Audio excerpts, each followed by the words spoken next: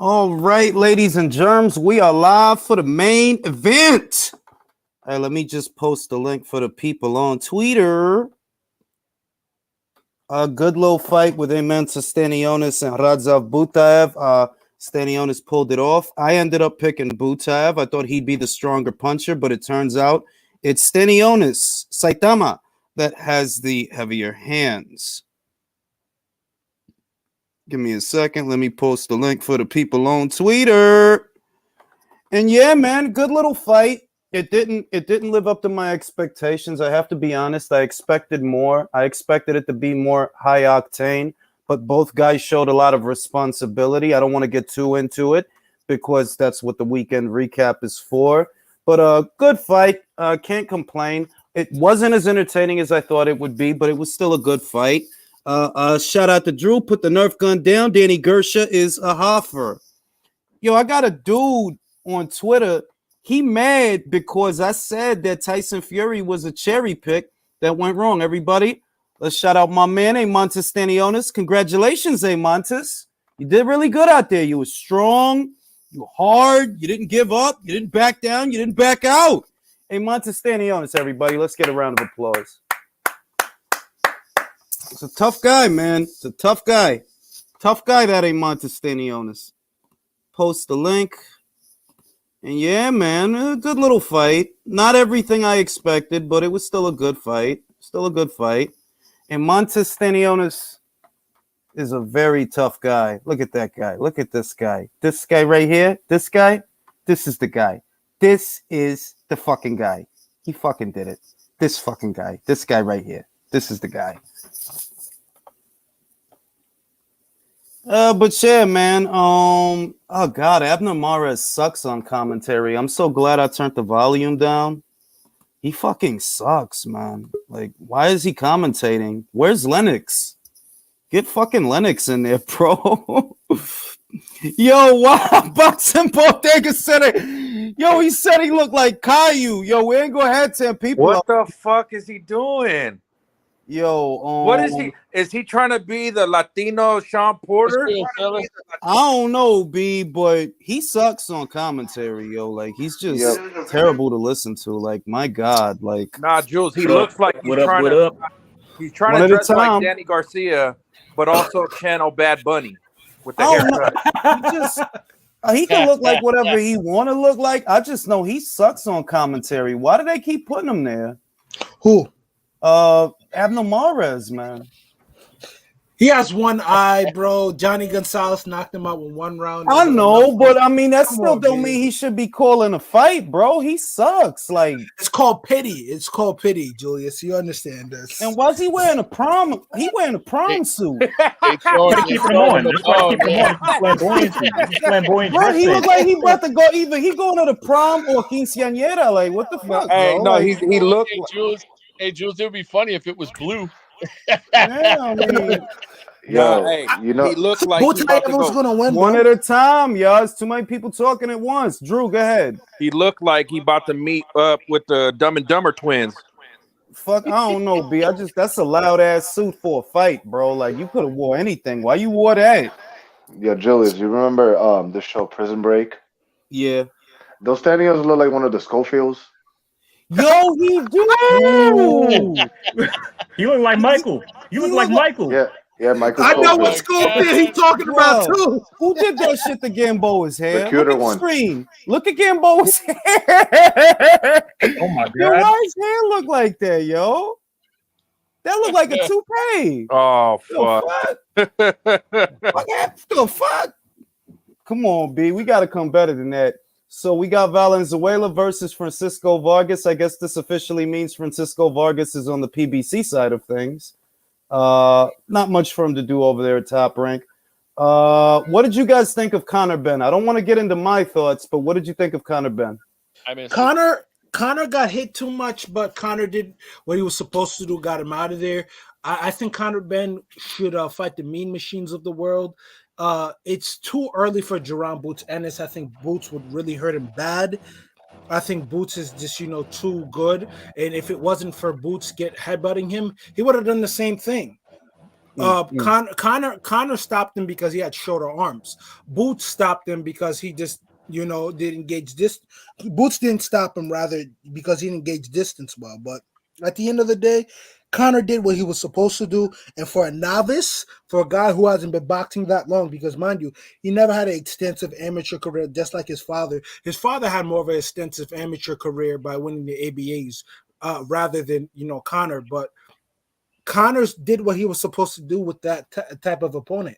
I'm happy he did what he did, but is he ready for Jaron Ennis? Is he ready for like the upper echelon of 147s? No. The level he should be fighting right now is like, if they can't get him the Avanesian fight, the Mean Machine fight, or the Maurice Hookers of the world, you're going to have to fight the Echo Esselmans. You're going to have to fight those guys. Here's why. Because now if you have something like the British and European titles, you're going to get something that's ranked, because just because you have the WBC Intercontinental belt, that doesn't mean that you will get a title shot like off the rip, Jay, what'd you think of Connor? Impressive. I didn't expect him to give a hitter that early. That surprised me. That kid has got a mean streak in him, man. He's got a dog. I mean, kind of reminds me of his pops, how lethal he was. I mean, especially it's different because I think his dad was like dangerous when he was hurt, and if Connor really just pushes himself and just just really goes for the knockout, he could get it. I mean, but he's got to be careful because he got caught a lot in that first round. Shot, so he's got to be careful going forward. But honestly, next, I like him to get a fight finally. I know it won't happen, most likely, but I don't have a problem with the Mean Machine. He can fight. I like him to fight David Avanesian finally. That's a good fight for him. And man, upwards and onwards for Connor. By the way, Isan is backstage too if he's asking to be let in. All right, Country, what'd you think of Connor Benn? Quite honestly, I didn't see the fight, so I can't give you an opinion on that because I didn't see it. Okay. Drew, what'd you think of Connor Benn? I was happy with Connor Benn's performance. He did what he was supposed to do with a soft touch. He didn't try to box. He didn't try to fucking look cute. He went in there knowing he was going to get hit, but he wasn't afraid. You got to get guys like that are tailor-made to show highlight real knockouts. You got to get him out of there in 1 to 2 rounds. And that's what he did. He sacrificed defense to, I'm going to fuck this dude up, get him out of there. Short, like you said, Jules, he don't get paid by the hour. Don't get paid by the hour. You damn sure don't. We didn't see enough of it to see the nuance in his game. Yeah, but you said it. You said it already that we're not watching you watch. We're not watching for the nuance and the subtleties and the cap. I'm like, because if he had went 12 with him, they would have been roasting him. All right, I'm gonna go to Virtuoso. So I want to see him. He could get another business fight for the summer, and then a legit top 10 guy at the end of the year. All right, Virtuoso. What'd you think of Connor Benn? I mean, it was just purely an execution. I mean, that's just that. Chris Van Heerden, look, with all due respect, that dude's a sacrificial lamb. I like to see him in there against, again, like Jay just mentioned him, Mean Machine. I like to see him. The Avanesian fight, I don't know what's the deal there. I'm not understanding. I mean, I would like to see him fight him for the street cred, before he makes a name for himself. If he decides to come to America, because that's where he needs to go to chase the name at 147. Mixed feelings. JBN, did you see Connor Benn? What'd you think? Nah, man, I didn't get to watch the fight. I was at work, and usually I could watch it on the Zone, my phone, but I had a lot of people come in, so I couldn't watch it. But I'm pretty sure, knowing Connor Benn and the fight, he probably did he starch him? Did he knock him he out? starched him, man. He iced that guy, man. I was expecting that, man, and I'm happy for Connor Benn. I think he's great for the sport. I think once he gets up there to like a superstar, I feel like he can be a really big superstar, and he can attract a lot of casuals in the UK and America. I feel like with Americans, once he crosses over, he's gonna appeal a lot with Americans, kind of like a Conor McGregor. Even though he's Irish, he's European, he attracted a lot of Americans because of his looks and his attitude. All right, now I want to go to a different subject.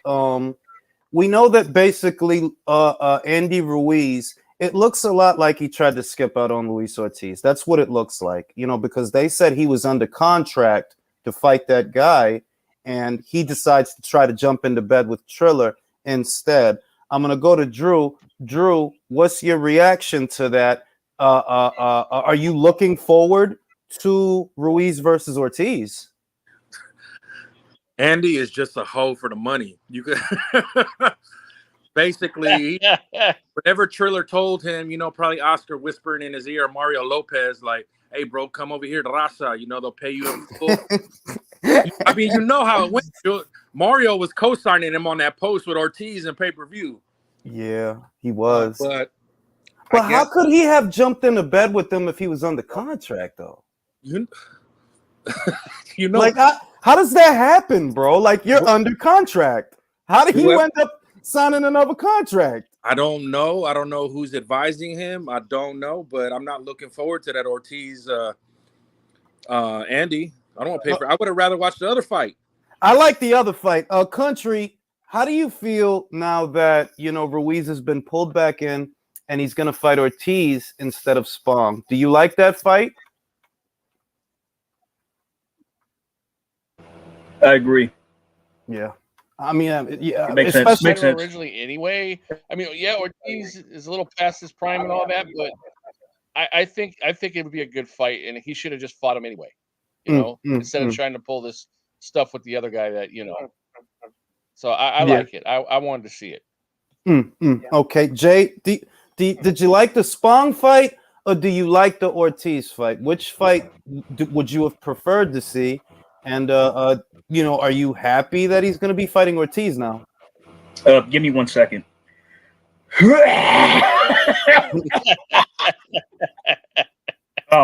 Sorry about that.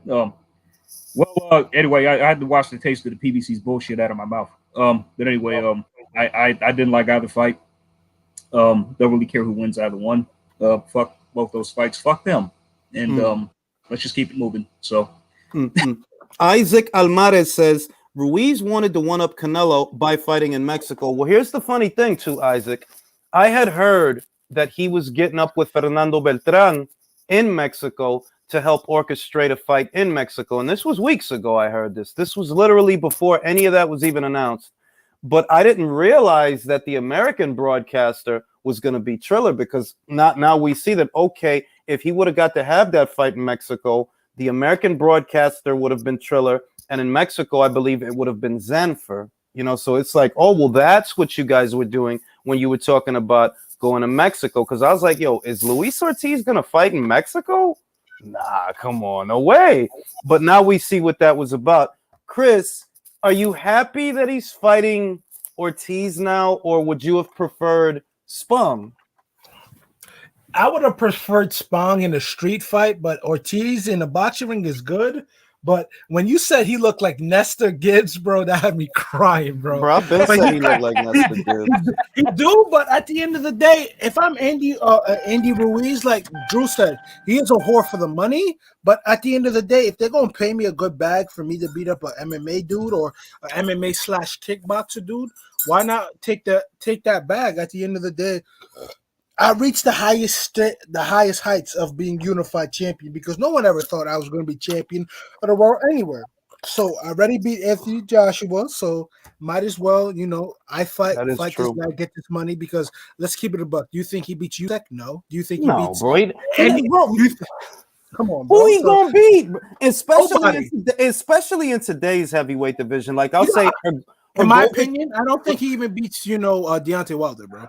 Hrgovic beats him, Makhmudov beats him, Jalalov beats, like everybody, all these guys that's coming through, they all beat Ruiz. Richard Torres even. I don't know. Richie's still kind of like I like Richie. I don't respect. But he has work ethic. I like him. Yeah, I don't respect Andy Ruiz's hands like that, bro, because real talk, Andy Ruiz is super, super talented, but he doesn't apply himself. So at the end of the day, that's what's going to happen. Let me say this. Cody Crowley, let me say this. Cody Crowley looks like they left Caleb Plant in the dryer too long. Bro, I was just about to say that. Yo, bro, Jules, I was just about to say that. Jules, no, Jules. Can I ask you a question? You fight real good. Your hands is nice, right? So at the end of the day, bro, I hope you gonna end up seeing one of these dudes one day. You gonna have to really knock. Yo, let me tell you what. I'm gonna tell you what. And listen, I don't normally talk like this, but I'm alright. But I shoot real nice. I like that. Yeah. I like that. I'm not fucking 25. I like that. Yeah. I'll tell you. One at a time, yo. I'm 40. I ain't trying to do all this bullshit with you. I shoot real nice. I know that. I shoot real nice. Gun? I like that. Danny Omega says too many pay-per-views this month. Only have money to cash cow Canelo and Ring IQ, of course. Yow. I appreciate that, Danny. I'm buying these shits. I'm buying these shits. I'm gonna buy all these shits. Now, funny story about running into boxers after talking shit. Berlanga gets in my DMs challenging me to a fight. What? I swear to God. No, y'all missed it. If you're not on Twitter, yo, he was trolling the shit out of Edgar Berlanga on Twitter, B. And this was like weeks ago. 2 fights ago. Yeah. And he's like, whatever. I'm like, hey, bro, since it's fair, meet me in the. We'll do MMA rules, and I'll fight you. And he got crickets because I'm 6'1", about 280 right now. Boxing 6'1", might get me. I'm 6'1", 280. In a boxing ring, he might get me, but MMA rules, I'll fuck him up. Yo, nah, fuck around. You might get him the way he looked with Steve Butter Rolls. Not the butter rolls, not the butter. Not dinner rolls. Nah, man, look, man.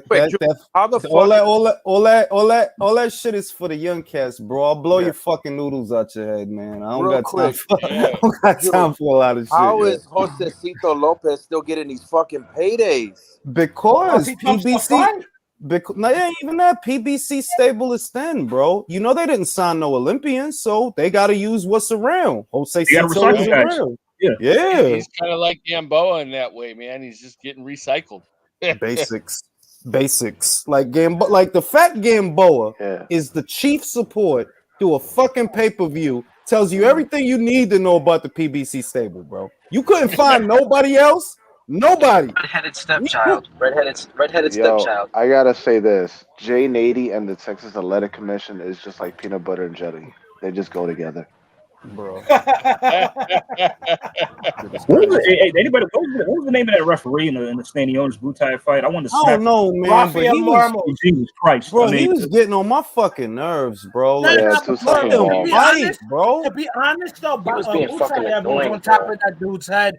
No, you know why you can't say that? You got a dude. Hold on, he was putting his head down. One at a time.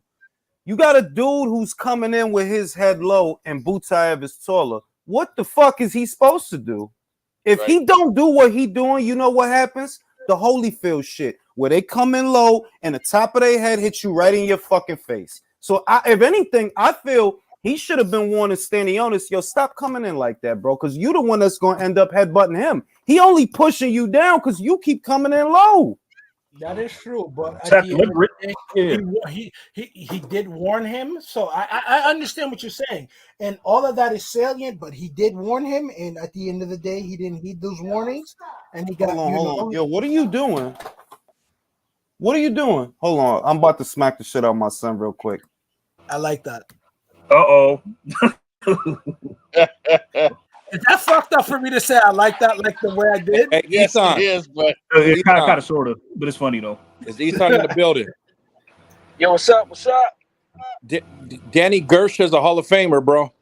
Stop he's it. not. That shit was. Stop it, bro. I had to leave that. I had to leave that space after I heard that. You can't hang around in those spaces, man. What was up with Ryan Garcia? It's gonna kill your brain cells. What's his name? Cruz, when he said he wasn't gonna call anybody out anymore, man. Nah, you know why? You know I don't knock him, country, because he probably didn't figure that they would go as far as protecting Cruz. Like, you know, they'll protect the Davis or they'll protect a asset. I don't think Ryan realized, yo, they really trying to build Cruz off of Laws, and that's probably why he called him out, because he like, man, that dude ain't worth no bread. Like, he don't make no bread and he ain't worth no bread. And I figured, yo, if he calling him out, that's why. He didn't figure, yo, y'all really gonna wrap him in a protective cocoon too? Him too? We know y'all ain't gonna let Davis go nowhere until he a free agent. But him, Isaac Cruz, you got to protect Isaac Cruz. Honestly, when it comes down to it, like that's not even. Yo, a big Julius, I gotta refresh. Can you like, let me back on? yeah. All right. I mean, when it comes down to it, that's not even a big fight between. Is it? I mean, like how much can you pay? Nah. I'm gonna be real with you. If you do that on the West Coast, that fight is major. That's major. No, he's Julius right. Both Mexicans, Ryan there, they could get 20,000. Oh yeah, no cap because of the dynamic. You know, this kid's from Mexico City. He's a Mexican national, so you got that, and then you got the Chicano. You know, got Ryan Garcia, the kid or whatever. You could make a lot of money with that fight. Being real with you, you actually could. They actually packed the house for the tank fight. A lot of his fans. How many fans did Ryan have that last fight? Like 12, 14,000, right? It was 15,000, a little over 15,000, yo. Oh yeah, wow. With fucking to go, bro. 15,000. That's crazy. Yeah, that's crazy for that shit. But honest to God, you could do very good business with an Isaac Cruz fight and Ryan Garcia. You actually could, but it's like you already know that they don't got a lot to work with over there, so they're not gonna send him the Golden Boy, and Golden Boy damn sure ain't gonna send Ryan to Showtime. Come on now. Because what do you think the person should be for the fight, man? Honestly, because it's not a pay-per-view, I don't think they would bill it as a pay-per-view. I think you give Isaac Cruz 7 figures. Maybe you give him $1 million. I think that makes sense for that fight because it'll do it'll do well enough at the gate and the viewership. Honest to God, that fight makes good money, very good money because of that dynamic. But it's like, bruh, if you gonna keep him out of a Ryan Garcia fight, okay, I got you, I understand. But what's the alternative? Gamboa? Y'all pulled him out of that, or y'all didn't want to hear nothing about that so that he could fight Gamboa? And here's the thing with that fight. That fight will also get Mexican TV money. Yeah, it definitely will. Will. And they'll be able to pay Isaac probably double or triple what fucking Tankin and paid him. What I'm gonna say is, you know how many people in Mexico would like to see Ryan Garcia get knocked the fuck out? You know how many people would like that shit? Yeah, that's what I was gonna say. It would make more money across the border in Mexico than America, I think. Wait, what did you do to Ugas? Did you make him look like Dalsim? Yeah, yo. Look at who's in the background. Y'all see who's in the background? Who's that over Ugas' shoulder? Who is that? Tyson. Who's that next to Errol Spence behind him? Who is that? The dude with the eye. Who is that? Tiger. Trying to tell y'all something, B. But now that we here, I want to get the official predictions from everybody. I'm going to start at the top. Virtuoso, who do you have winning the main event? I got Errol by UD. All right. I think they're gonna fuck him over. Maybe they fuck him over. Maybe they don't have to. I'm not gonna do that. Drew, who you got winning the fight? I got Ugas split decision 115, 113. But it should be more like 118, 112. Country, who you got winning the fight? That's a tough call. I got Ugas via split decision. Jay, who you got winning the fight? I'm gonna spice it up earlier, like I did Ugas by stoppage. By stoppage, Jay? Probably late. It probably won't happen, but I'm gonna go bold on this. Fuck it. Yeah, why not? Why not? We all here. Fuck it. Chris, who you got winning the fight? I got Ugas 11th round stoppage. Ugas. You really think he gonna stop him though? Because I see the people I see picking Ugas, the people I see picking him, a lot of them seem to feel that he gonna stop Errol. Hear me out. Why? Because Ugas he's very aggressive against southpaws. I know Manny Pacquiao was super past his prime, war torn, and on his last legs. But one thing about Ugas, he looks that right hand real well. He has a good jab. He has a sneaky one too when he throws it. So against southpaws, he looks good. But I understand this: Errol Spence, outside of him going through a windshield and everything. If Errol Spence is the way he's supposed to be, I can see Errol Spence winning. But I think Errol Spence is too sharp one. So I had a Ugas on. I said on CJ Goodfellas stream, I picked Ugas in the 11th round by stoppage, and I'm going with that. But if I'm wrong, I'm wrong. All right, let me read the super chat so I pass it to Eson. What's goody, Tyree? What's goody, mofos? Tyree says Ugas wins. He say Ugas wins, but EJ gonna get the decision. I could definitely see that motherfucking shit. Yeah. If Ugas, I mean, really, Ugas gonna win a decision in Texas? Motherfuckers is dreaming. Eson, who you got winning the fight? Bro. Honestly, I don't really have a pick. I want Ugas to win by stoppage, but I'm gonna go with. I think my gut is saying Arrow by decision. Arrow gonna win. Whether Ugas wins it or not, Arrow by unless he knocks him out, yeah, Arrow by decision. I mean, if Ugas gonna win tonight, if Ugas, I think the least likely prediction with the bookies is Ugas on points. I think the book that's the least likely thing to happen. Honestly, bro, my betting play literally was Ugas by stoppage and the over.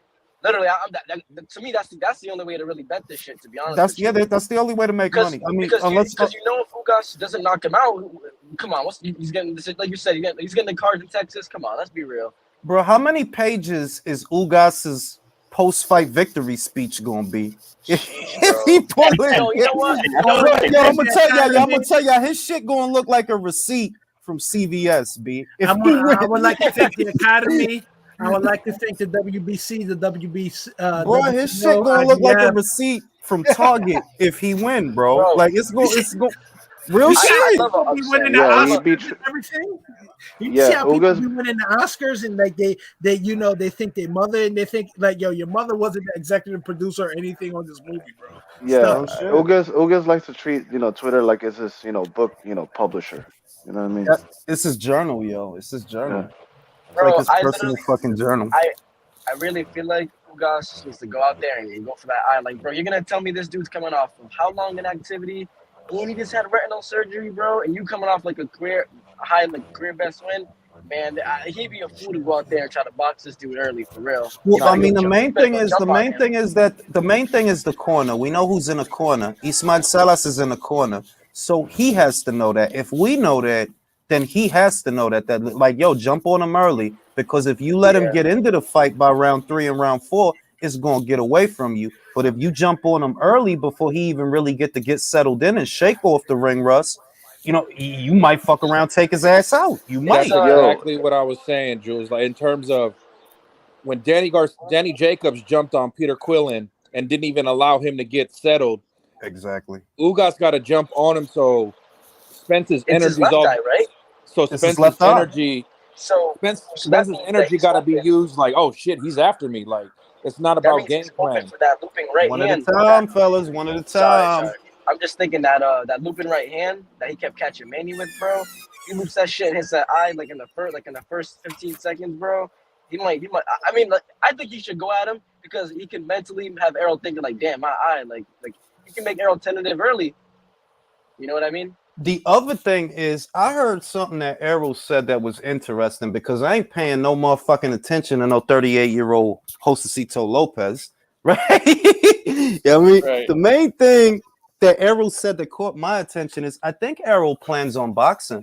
They asked him, do you plan on going for a knockout or just something along those lines? And he said, well, it's been a long time since I got a knockout. And then I heard something you gotta else. go Forrest Gump on him, please. Not for real. And then I heard something else. I think it was this week where he said that we gotta box him. I heard something, man. I think it was at the weigh-in. I'm like, what if Errol go in here trying to be more of a boxer? Y'all know that dude is not. At least he hasn't been. He would literally be showing us that layer of his repertoire tonight if he decide, nah, I ain't gonna throw a lot. I ain't gonna lay into the guy. I'm a box. Because he ain't really been that. He ain't really been that pure boxer, stay behind his jab as opposed to stepping into his jab. Look at it like this, Jules. If he's going to be effective, he's going to have to get behind his jab in order to be effective that way. Otherwise, forget it. Because Ugas is going to be coming aggressively, so if he keeps that jab in his face, it would be in his best interest. Because if he don't keep that jab in his face, he can get potentially hurt. We understand this guy lost out in a Manny Pacquiao fight because of an eye injury, and we do know this guy likes to loop his shots, and looping shot comes around your periphery, and also if you can't see that, you know you can get hurt real bad. So at the end of the day, Salah said that he noticed in the Danny Garcia fight that Errol could not see. There was a peripheral. What you said, he couldn't see out of the left. He thinks something wrong with the left, and that just kind of tells me that, like, yo, if Ugas is smart, jump on this guy. Jump on him early. Get at him early. Right hand at the right hand. Because this dude ain't fought in a while. You know what I mean? Come at him hard and fast. The boots on the ground. Hold up. The boots on the ground are saying tickets are getting scaled back, getting comped, and they're moving people closer to the fucking ring. Of course they are, bro. This was never going to sell out. Y'all know how much seats were? But he's the bigger draw than Canelo. Certain shit is too dumb to argue. Like, I seen that tweet, and I'm like, look, certain shit is too fucking dumb to be arguing about. Yo, send me that, Julius. Send me that. Send me that shit. Drew retweeted the shit. I seen the shit. And I'm like, bro, I ain't even going to respond to that shit. Like, bro, like, saying Danny Garcia is a Hall of Famer. Bro, like, that's what I mean. Like, not Garcia. That's what I mean. Like, bro, like, we just gonna say any old dumb shit now, ain't we? Like, you know what I mean? Like, I don't want to be a party to conversations like that. I don't. Like, I got better shit to do. Like, bro, you really think that's a Hall of Fame resume? I don't know what to tell you, bro. I don't know what to tell you. So Julius, Triple G getting away before Danny Garcia. Yo, if go ahead, go read the super chat. Ugas by 10th round KO. Mark my words, everyone. 10th round KO. I have seen it. Jay and everyone on the panel, I hope you all are well. Space on the panel for me. I got you, but no more than that, because we already got like 7 guys up here. I will leave the space if Lady Chan comes. I'll be a gentleman. I dig it. Yo, so if Ugas is Dalcine, does that mean he got longer reach? Now the funny shit is tail of the tape. Errol's supposed to have longer reach, but I feel like because Ugas is a little taller with that reach, it might appear that way, that he's the longer guy, because side by side he looks like he's the longer guy. Fuck when they measured him. I seen them both side by side. Ugas got a bigger frame than Errol. Yeah, he looks way bigger, bro. He looks way bigger, bro. Bro, you 154 milagras. And also, Errol said, which really caught my attention, he said that he had to hire a full-time nutritionist. This was really last year when he said it, but that's still confirmation of what I thought. They're like, yo, you got a guy who's been making welterweight this whole time. Like, the way Top Rank moves guys, in other words. You see how fast they move Shakur from one weight to another. You see how fast they move Lomachenko. They don't bullshit. They don't bullshit. Like, they're not just going to leave you there. And I'm like, yo, Errol, he started out above welterweight, a little above that, and he went down eventually. And he been there all this time. Like, it can't be easy for this 33-year-old man to make 147 pounds. It can't be. I thought he was going to fight at 154, to be honest with you. But, hey, that's what it is.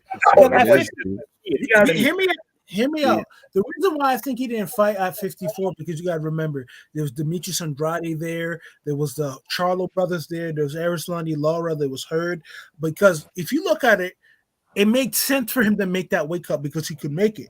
Because if he made 54, he would have to fight. Like, imagine him fighting a Demetrius Andrade at 54. That would be horrible. Bro, they'll beat the shit out. I mean, they'll beat the shit out of him now at that weight, bro. Could you imagine him trying to fight Fundura? I don't want to hear it, bro. Size matters. Size matters. Size matters. Like, I don't the fuck. Oh, damn, she looked good, B. She got a lot of makeup on, but her fucking ass is fat. I like that. Dickies on her ass. She makes sure the missus isn't here, bro. Yeah, but Jules, you brought up an interesting point about the nutritionist, because it's like, you said that he hired a full-time nutritionist. It's like, so if he was making weight before, like, was he doing it healthy, or how? I mean, we've been saying it for a long time that the Errol Spence from 2017, right? That guy looked like he hit hard. He looked like he hit hard, but somewhere between Lamont Peterson and Mikey Garcia, somewhere in between there, the power is just not what it was. So it changed. Something changed. Something happened. His lifestyle outside the ring is what happened. And here's why you know something happened. Possibly.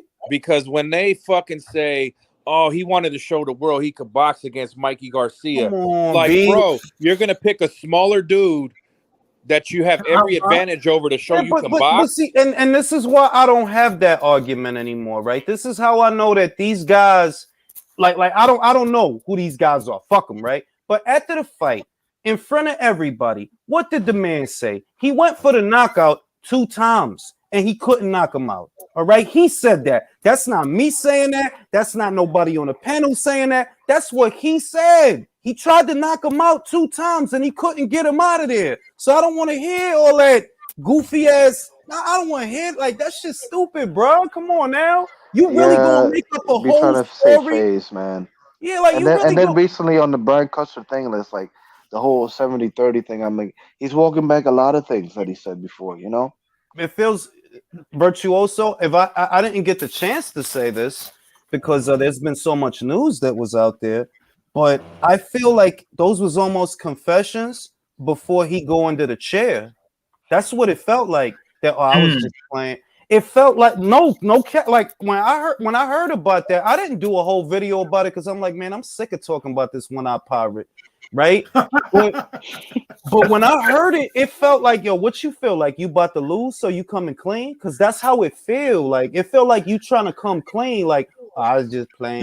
He's coming clean because he's going to 54.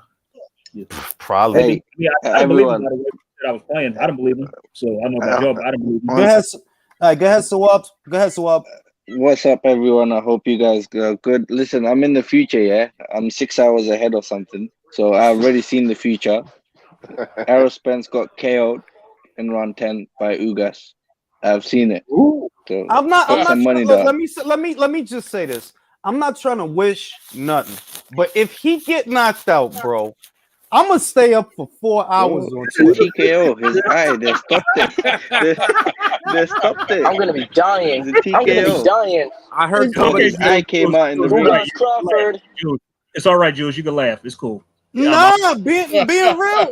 If he get knocked, like I'm not wishing that on him. May the best man win because fair is fair, right is right. But if he was to get knocked out, I'm spending the next 4 hours after the fight on Twitter. I mean, if he loses, I mean, it would. I'd be like second guessing him. Like, yo, we could have made more money with Butter for 3 belts. And Jules is going to be on Twitter engaging in the conversations. He said he wouldn't because he got knocked out. Yes, that is. This is why you don't over-marinate fights. Me too well. That's why you don't. Hey, Jules, all the Texas dudes are going to ask you to come to Texas and fight him. Check your Twitter DMs, Jules, for a fat ass. Huh? Fellas, if Earl get knocked out, the Earl. Oh my God, who did? So I gave you her Twitter. I don't like blasting her. Hold, let me see. Bro, you're gonna get him in trouble, man. Can you send me that, please? That That'd Coke be bottle nice. shake. Coke bottle. Julia, no, Drew. I follow you on Twitter. Can you send me that, please? Send that in, yo. Send that to him. Send that to him. That'd be nice. Thank you. Oh, look at my last quote tweet. The quote tweet. Her ad's in there. But yeah, just back to the show. If he lose, right, it's like, yo, dog, like the whole boxing Twitter would implode, which is why I don't want to wish that on him. I don't want to wish that on him. I just, may the best man win. I believe in that. But I'm like, yo, if he was to lose, bro, that'd be the funniest shit of the last, I don't know, of the last 5 years or whatever, That'd be a big one. Suicide watch for the Spence. Jesus Christ. Real shit, yo. Like, we gonna see though. We gonna find out shortly. I mean, look, the silver lining is that if he doesn't lose, he's saying he gonna do the Crawford fight. And when I think about who's knocking on his door, that Stanionis about to be knocking on his door because he got. I don't think Stanionis is gonna step aside, and I think he might fight Stanionis before Crawford. It's possible, and we know that Boots about to fight Castillo Clayton, and the winner of the fight, he also gonna knock on Crawford door. So it's like, what you gonna do? Would you rather fight them? If Ugas wins, bro, there's no way Stanionis steps aside. There's no, bro. Look how much he was crying when he had to fight him before Arrow, bro. And look at him tonight, yo. If Ugas wins, they ain't no way in hell Stanionis steps So aside. One Punch Man showed up, bro. He knows he'll He win showed that up, fight. yo. Because I ain't gonna hold you. Big ass Caillou. A big ass Caillou. I thought he was going to lose to Butayev, bro. Yo, he really do look like Caillou though. He look like But he showed up, man. I'm proud of him. Buffed up ass fucking Caillou hit puberty. Real shit, yo. He's strong punching, but that really do look like Stanionis. Like I'm not even playing. Like I'm not trying to be funny. He really has like a do small look. ass mouth and nose, bro, and fucking his eyes are too. His whole face structure is too small for his face. The whole fight. This is the expression that he had. The whole fight. This is the expression that he had. Butayev slapped the shit out of him with mad punches. This is the expression that he had. Give guys hell though. Butayev can still give a lot of guys hell, I think. Nah, I like Butayev. Don't get it twisted. I'm just saying that, like, yo, I don't know what the fuck. I think Boots beats the shit out of Butayev. I think Boots really beats the dog shit out of Butayev. I don't. I mean, I seen that motherfucker get hit with a lot of shit, B. Exactly. Wait. This is the thing, and I ain't even knocking Boots. I'm saying that. Right now, I have seen Stanionis in there with a puncher and a guy that has a great engine, and he would just not go down and he would not go away. I have not seen Boots with nobody like that. That's not saying that he gonna fold. That's just saying that I have not seen him with no puncher. Who was a puncher? Like, Dulorme? Lipinets? But hear me out here. Hear me out. He gets hit with a lot of shit by them low-level guys, man. He does. And listen. Conor Benn put Chris Van Heerden away, bro. That's all I'm saying. He put him away. Hear me out. With the Boots in the Van Heerden fight, at the end of the day, no one can account for a accidental headbutt. But if we really look at it, Boots would have done the same thing, barring that headbutt, because Boots was landing them shots. Boots was landing them shots, and Boots look a lot more comfortable, and he wasn't getting hit as much. I'm a troll. Boots don't have enough power to knock out Chris Van Heerden. He got to headbutt him. He got to headbutt Chris Van Heerden. Why you got to troll me like that? That's got to headbutt. Boots can't nasty words. You won't. Boots can't take out Chris Van Heerden. Is he Boots or is he Keds? Is he Keds? Is he Crocs? He ain't Boots. He ain't Boots. He Crocs. He couldn't take out fucking Chris Van Heerden. I'm very high on Benn, man. I'm very high on Conor Benn. Maybe because I've just seen the knockout, I'm a bit excited. But bro, this motherfucker is laying people out that has not been laid out before. That's great. Shades of his dad. It ain't Boots no more. It's Crocs. Ever since. and I get people are high on Boots, but Boots had Van Heerden at his 27th fight. Connor's at his this is 20th now. Exactly. Like, now, he's moving faster than Boots, bro. Wait. Let me say this. Step up fight first. All fuckery aside, I actually that's the opinion that I have. That look, I'm not knocking Boots. I'm just saying Conor don't come from a deep amateur background. He definitely ain't got as many fights as Boots had when he fought, and he hasn't had as many fights as Boots. But he's fighting Samuel Vargas. He's fucking fighting Adrian Granados. He's fucking fighting Chris Van Heerden. Getting them out of there too. And getting them out of there. And I'm not saying that that's like, oh, we got to shout from the rooftops. I'm just saying that, like, yo, don't act like they not moving them quick. They kind of are, because this is a guy that Boots didn't fight till his 27th fight. And I'll tell you this right now. Don't let Conor Benn get 2 more knockouts this year, because he's going to be the A side at 147 for everybody. Let me say it right now. Unless we talking about Errol, unless we talking about Virgil, unless we talking about Crawford, he is the A side. Boots don't sell out. Boots don't sell in America, and it's not a knock on him, but it is and reality. That's not his fault. It's not his fault neither. And Boots will not go to England. You have to understand this too. If Jaron Ennis had a name like Nigel Benn after. No, it's not even that. It's not that. Let me champ the shit. It's not that.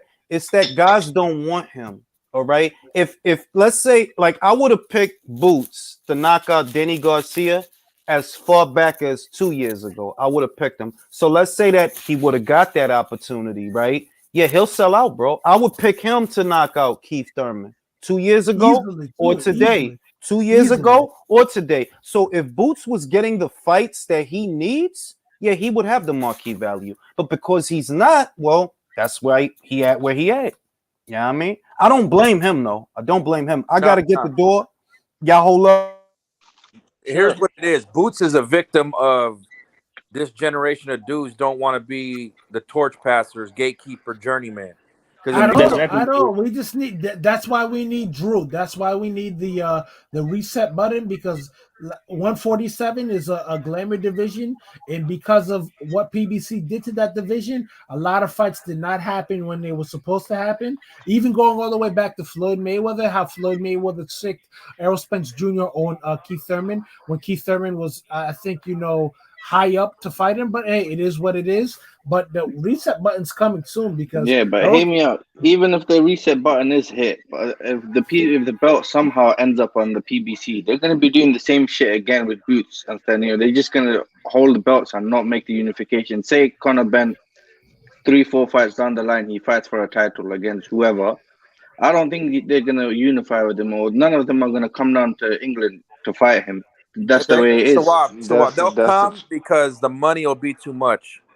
No, they won't. No, they won't. They won't. No, they won't. No, they won't. Drew, think about it like this. PBC, bro. They'll unless they sell the belt like Charles Martin did. They'll go over there. They will. If not, Drew, think about it like this: if Deontay Wilder, the WBC heavyweight champion of the world, turned down a 3-fight deal for $120 million, what makes you think these dudes from the PBC are going to do that? What I'm saying Let is, me say this. Wait, let me say this. Look. Here's an example of how I know nobody will go to the UK. Derek Chisora is a guy with losses in the double digits, but he, unlike many other journeymen, can get you a 7-figure payday. Guys like Luis Ortiz, guys like Andy Ruiz, they don't need to be fighting each other. They need to get on a plane and fight him. But you see, they won't do it. When they offered Luis Ortiz the Anthony Joshua fight, whatever, bro, you didn't fucking take it. Whatever, bro, whatever the fuck ever, you didn't take it, all right? So when you tell me, would these guys cross over to the UK to fight Conor Benn, 100% it won't happen. Not Keith, not Danny, not Boots. They're going to play a stupid-ass ego game because the truth is Conor is already a bigger draw than all of you. And you guys, wait, let me finish. You guys by yourself, with that same Chris Van Heerden, you don't get that same reception that he just got. You don't. Go ahead, make the fight. Do it at the Barclays. Boots versus he already had it. All you got to do is look in the crowd to see, you're not the same marquee fighter that he is. That's not true. You know the fight between Chisora and Andy Ruiz, if it happened, bro, it would have sold out of the O2 Arena. It would have made him money. It would have made money. That's not me being generous. It's facts. Like, he's a former unified champion, but he looked beatable in his last fight. At the same time, Derek Chisora, love him or hate him, he's coming off of 2 back-to-back losses. So you have a situation where people going to be like, yo, who going to win that fight?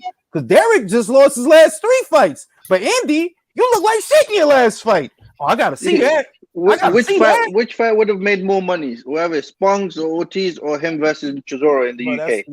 That's easy. Exactly. It's coming to me and you, bro. That's easy. The fact that you're willing to fight for the peso instead of the pound, that says it all. Don't start that shit. No, but I'm being. How you willing to fight for the peso, but you not willing to fight for the pound? What's worth more, the peso or the pound? The pound, this shit is crazy, B. Let me get a pound. Rocky getting fucked up, B. Who got fucked up? But Conor Benn just has that charisma. You see it. The camera loves him. Bro, this dude really looked like Caleb Plant if he got left in the dryer too long. That's what he like. It's 20 something. It's Caleb Plant's little brother. Yo, Julius. Caillou Crowley. Caleb Crowley. Yo, Yoko better beat the fuck out of Nietes, bro. Send that man to the retirement home, bro. I can't believe he really fucking up that fight for us, bro. That's so sad, bro. I mean, like Donnie, like look, he's an accomplished guy. He does have a decent resume for what it's worth. He is a 4-division champion. He does. But the way he moving, it is getting on my nerves. Like, bro, you was supposed to fight Palikte. and you ain't want to do that. You want to vacate? Okay, stay retired, bro. Why you fucking shit up? Stay retired, he waited for bro. dude to take care of he waited for dude to take care of his homework. That's literally what he like. You retired, you left, and then let Ioka take care of Palikte, who he beat the fucking shit out of. By the way, he beat the shit out of that dude. I put it in the highlight reel. But I'm like, I think Ioka beats him anyways. I got Ioka winning, bro. I thought he won the first fight. Because he got a gift. He got a gift in his last fight. He got a gift with the dude he fought on the Pro Bellum card. I forgot that dude's name. Let's keep it a buck. Kazuna Ioka was looked upon as, after the Amnaret Rureng fight, he was looked upon as somebody that was done over the hill. And after his resurgence, bro, do you want Kazuna Ioka, the original Inoue, to fight Donnie Nietes? I think he hurts Nietes bad. I mean, I hope he knocks him out. I hope he knocks him out just to get him out of here, just to like get him out the way. Because it's like, bro, you literally fucked up my payday. I was gonna fight Chaco. Bro, you literally did some sucker shit. You gonna leave so he could take care of Palikte, so you could cool out for 2 years and come back, and all you gotta do is get a gift, and now you got a title shot. That's some sucker shit, man. Get out of here. Just go fucking fight guys in Dubai, man. Leave motherfuckers alone, bro. But let's keep it a buck though. We can say whatever you want about Donnie Nietes. I don't. Donnie Nietes has a win over Kazuta Ioka, however controversial that may be. I know, but it's controversial may be, but it is what it is. Nah, I mean it's a contentious win though. It's not like it's a clear win. It's a contentious win. But even with that, go ahead, give him the fight. He about to get beat. Yeah, He's gonna get the shit beat out of him. He's gonna get beat. He's gonna get beat. So it's cool. Give him the fight. But what I was hoping for, because this the situation. The Argentinian cat Fernandez, he took the belt from Ancajas, and I got a sneaking suspicion he probably gonna be at the PBC from now on. He probably is. So forget about Undisputed. Forget about Undisputed at Superfly. The most that can happen is, can we at least get Ioka to unify with one of these guys? Can we get him to unify with Estrada? Like he's in a fucking different universe, bro. Like what the fuck? He's signing Jules. I gotta ask you this question: prime for prime, Kazuta Ioka versus Naoya Inoue. Who would win? Inoue. Nah, I got Ioka, man. No. Let me talk. Hold on. Let me talk. This is the thing. Prime for prime. We looking at prime Inoue right now. Ioka's prime was before and below Superfly. So if he would have caught Inoue back then when Inoue was more green, he probably would have got him. Prime for because we can't do prime for prime with Inoue and Ioka, because Inoue prime is bantamweight, not the lower weights. Like he's good at the lower weights, but this is his prime right now, and that's that bantam. That's like asking Chaco. That's like people always say, oh, who wins prime Chaco versus prime? And I'm like, bro, that's a really unfair matchup. Like, what the hell? Well, it's like when people, it's like if you say prime for prime, Roy at middleweight or Golovkin or Canelo. Well, Roy's prime wasn't at middleweight. He was there in the beginning. Yeah, he was there, but that's not really prime Roy. Prime Roy is above 160. So, yeah, I mean, and that's why usually they used to do those in the boxing groups on Facebook. What if Hagler fought Roy at 160? And people were surprised that I picked Hagler. I'm like, well, Roy wasn't in his prime yet at 160, bro. So you talking about the Roy that was there at 60? He would be greener than Hagler. Hagler's only weight is 60. It's only middleweight. Whereas Roy, he went up and then he came into his prime. So if you gonna fix it where it's a middleweight contest, all right, I'm gonna go Hagler. I gotta ask you this. I gotta ask you guys this question: if Hagler would have went up and fought Michael Spence, do you think he would have given a good account of himself? I don't think he beats Spence, but do you? I don't think he beats him, but I think he gives a good account of himself. Something similar to Duran Hagler. That's how I look at that. They're like, nah, you wasn't gonna beat Spence up there, but you would have looked all right. You wouldn't have looked out of place. Right. I don't think necessarily a big middleweight, right? No, he wasn't. He's like 5'11". Today, like a. He wasn't 5'11", bro. Nah, he wasn't 5'9". Yeah, he was. Yeah, he probably could have made 154 today. Yeah, I don't think so. No, he because he wasn't really a big body guy though. Like he wasn't like a big burly. He was chiseled. He was chiseled as fuck, but he was like short. He's like Canelo, but more chiseled. Yeah, like smaller. Jules in the panel, where do you think Fundura is going to end up with his ideal weight? 68? Heavyweight. Nah, I mean, being real. No. Being real, a guy built like that, right? This is the thing. Like, don't let the length fool you. That guy goes up to super middle. It's gonna be some guys in there that's gonna hurt him. They gonna hurt him. But at middle, I would say at his best, he'll be at his best at middle. Just because he tall, like, yeah, you tall and lanky and awkward to junior middleweights. The bigger the guys get, the harder the fight become for you, not them. Julius, he's just a lamppost. He's just a lamppost, tall and skinny, bro. He ain't got no body structure to him. Like, you don't see it. That He's Groot.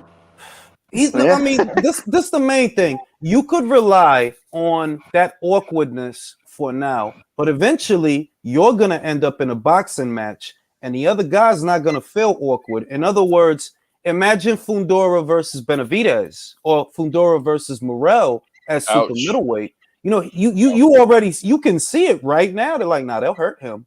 They will hurt him. And they got enough reach to touch that dude too. Yeah, it ain't gonna be like it ain't gonna be the same situation for them that it was for Lubin, because, and I said it ahead of the fight, Lubin ain't a big junior middleweight. He's a good size junior middleweight, but he's not a bit like he ain't Hurd, bro. Hurd was a big junior middleweight. The Charlo. Yeah, I was watching the highlights for Laura Hurd, bro. I was watching it. Charlo was Laura was doing the thing, but bro, Hurd was disgustingly big at 154. Like, bro, I don't know how he made that weight, bro. That was sick. Hey, Jules. And I'm not what. You got a cam thing in the chat, man. I'm not one of those guys that likes to do the bitch shit about weight bullying, because ultimately, if you can make the weight, you can make the weight. But it's like, for calling Fundura a weight bully, were they calling Hurd a weight bully? Are they now calling Jermell Charlo a weight bully? Because these is guys that's about 6 feet tall, cutting all the way down to fucking 154, bro. Like, if anybody, like, yeah, if you want to call Fundura a weight bully, cool, we gonna do that. But then we get to call Charlo a weight bully. We get to call Hurd a weight bully, because they cutting a lot of weight to get down there too. Errol. Yeah, bro. How long he been cutting down to make welterweight? Guy walk around 160, 170. How long he been doing that? Let's keep it a buck, bro. Because if Jared Hurd was a normal size 154, some of the shots that he was getting hit with by Arslan De Lara, he probably would have got stopped. Yeah, I agree with that. I mean, for what Hurd don't really punch that hard for him, bro. Like, when you think about how big he is too, like, I'm surprised he wasn't doing guys. Well, it's because he doesn't create space. Like, what his thing wasn't even really power. It was just that he will overwhelm you. It was volume. Yeah, because he don't give himself. If you watch a Hurd fight, which is fun, by the way, chest. He was fun, but it ain't even enough room for you to put nothing on the fucking punch, because he just laying there with you all night, leaning on you. I can't say that, because I remember watching Hurd prior to him just walking people down. When he fought Frank Galarza, I understand that it's not like an elite level fighter, but he kept it on the outside, and he was a lot slicker. He actually could box at one point in time. It was just like he chose to do that because he could not make weight. And when he was if he made weight and if he would have done it properly, I think he would have fought the way he fought Frank Galarza. He should have fucking went to middleweight, and that's the real shit. He should have went to middleweight a long time ago. I personally, now I think he's ruined. Like, bro, you tried to go to middleweight for Arias, and you finished, bro. Like, you finished. Yeah, he missed his window. He did. What's with these prom suits, yo? That suit is loud. It's a prom suit. I like the color. That's your man, though. You claim him. That's your man. That's the Sam Watson, yo. He getting money, yo. That's your man. You claim him, though. That's your man. Say where that's not. I ain't mad at him. That's not your man. You know who he looked like? He looked like Dennis Hogan and Caleb Plant at the same time. Good God. Caleb Hogan. Dennis Plant. He looked like both of them at the same time. Same fucked up barber and everything, bro. Look at that shit. Who cut his hair? Bro, that's crazy. His haircut is nuts, bro. You paid somebody to do that? Hey, yo, fellas, quick question. Hey, yo, my mic fucking up again. I'm gonna refresh, right? You blew up What'd you say? Oh, Isan said he's gonna refresh, but I was saying like, hey, Jules, can you pull up that background pick right quick, Ugas and Spence? Oh, I got you. This one? No, the one that you have, like the other one. Yeah, that one. Yeah. All right. Hey, let me ask y'all this: does Ugas look like the Black Tong Po? Bruh. Why did you give Jules another edit idea, Jay? Y'all gonna leave that man alone. Y'all gonna leave that man alone. Hey, Jules, edit that headpiece that Tong Po wears on Ugas. Of course I can, bro. Of course I can, bro. But I mean, like all fuckery aside, if he wins tonight, bro, that is fucking gonzo, bro. That if he wins tonight, while all these guys is emotional and nervous, and they already coming up with excuses for him not to fight Crawford afterwards, bro. Yo, it's gonna be Glovecade 3.0. How much you want to bet? Oh man, bro, people are gonna hate him. They're not gonna get behind him. But you gotta understand, Ugas has alopecia, and mind you, this is a debilitating disease. So if you get stopped by a guy who has a debilitating disease, you a bum, bro. Listen, alopecia, aloe vera, and all. He's still pulling broads. He got like 6 joints in Miami that's waiting for him. Pulling broads and you're able to kick ass. I saw that shit. I'm like, what? I don't think it's that debilitating at all. Bro, he gonna get the bust a nut in each one of them joints. He went beat. Like 5 kids. Bandera Roja in the house, y'all. Real shit, yo. Arrow's eye don't even look that straight anymore. Something does look wrong. I'm not like no cap. Just looking at it, I ain't even playing. Like no jokes. Something does look wrong with it though. Something. Jules, they're selling fucking ringside seats now for $300. Bruh.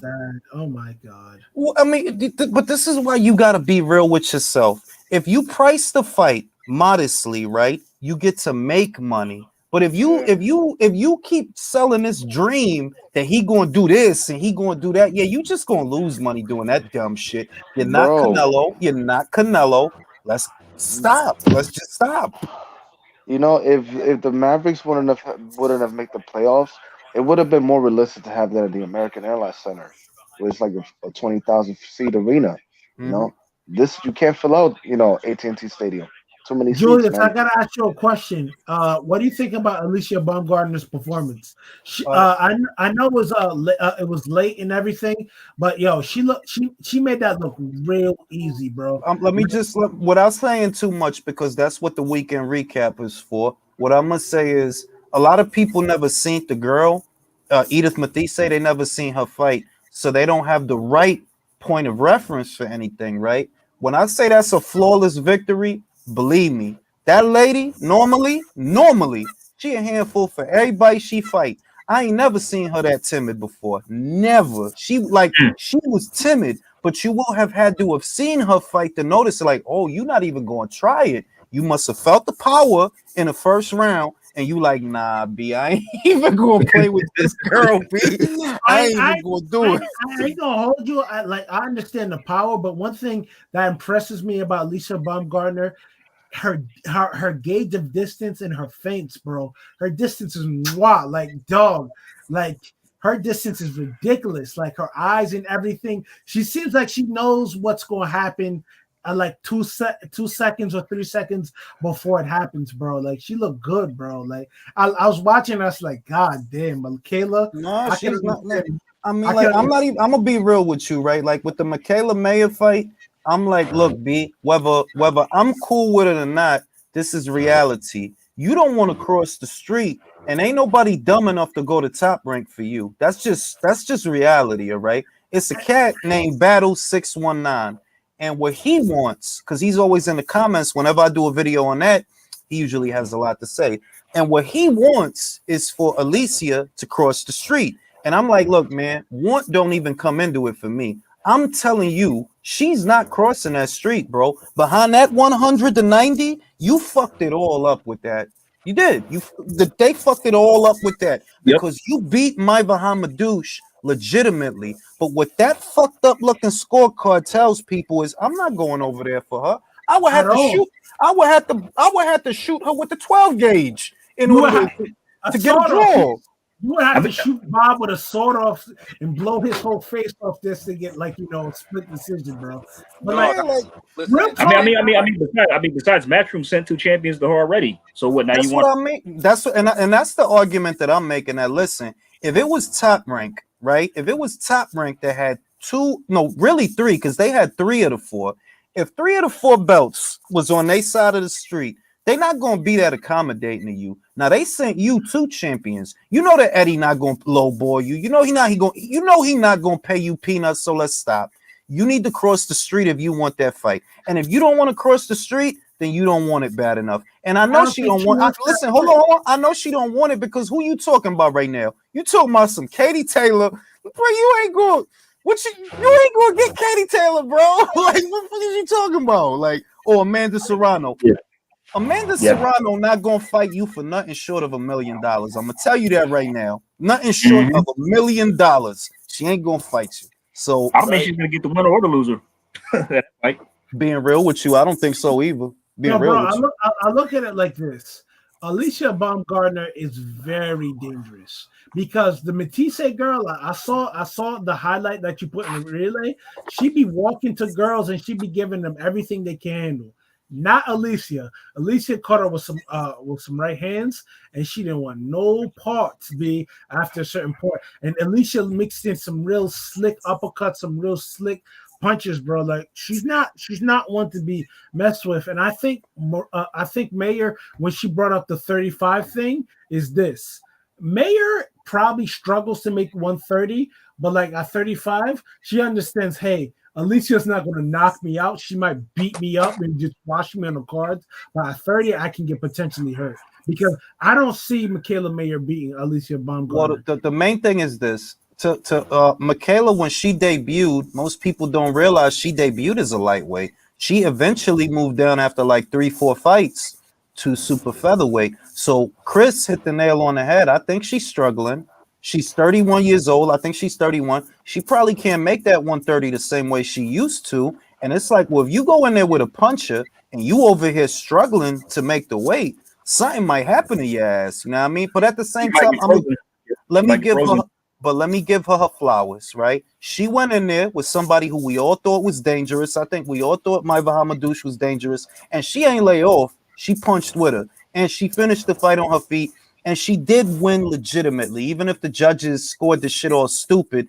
I did feel that she won. So I got to give her that at least. They're like, she ain't no motherfucking princess. Let's say that. She ain't no princess. Like, she could take a punch because she's taking a lot of fucking punches from Hamadouche. But as far as Baumgardner, being real with y'all, I don't even see that shit happening. At all, man. I don't see, unless she's willing to cross the street. But Chris, you know something? I mean, Chris also Alicia kind of reminds me of. I see parallels with when she boxes. Y'all might disagree. Regis Prograis. Yeah. A little, but she don't stay in the pocket. She don't stay in the pocket. She don't stay in the pocket as much as he do though. Like she's like Crawford. One second. It's just that when Regis chooses the box, like there's some similarities there, like how they shoot the jab and kind of how they move and kind of just pose a little bit. So that's she reminds me of Crawford more, but without the switch hitting. I was going to say this though about Alicia.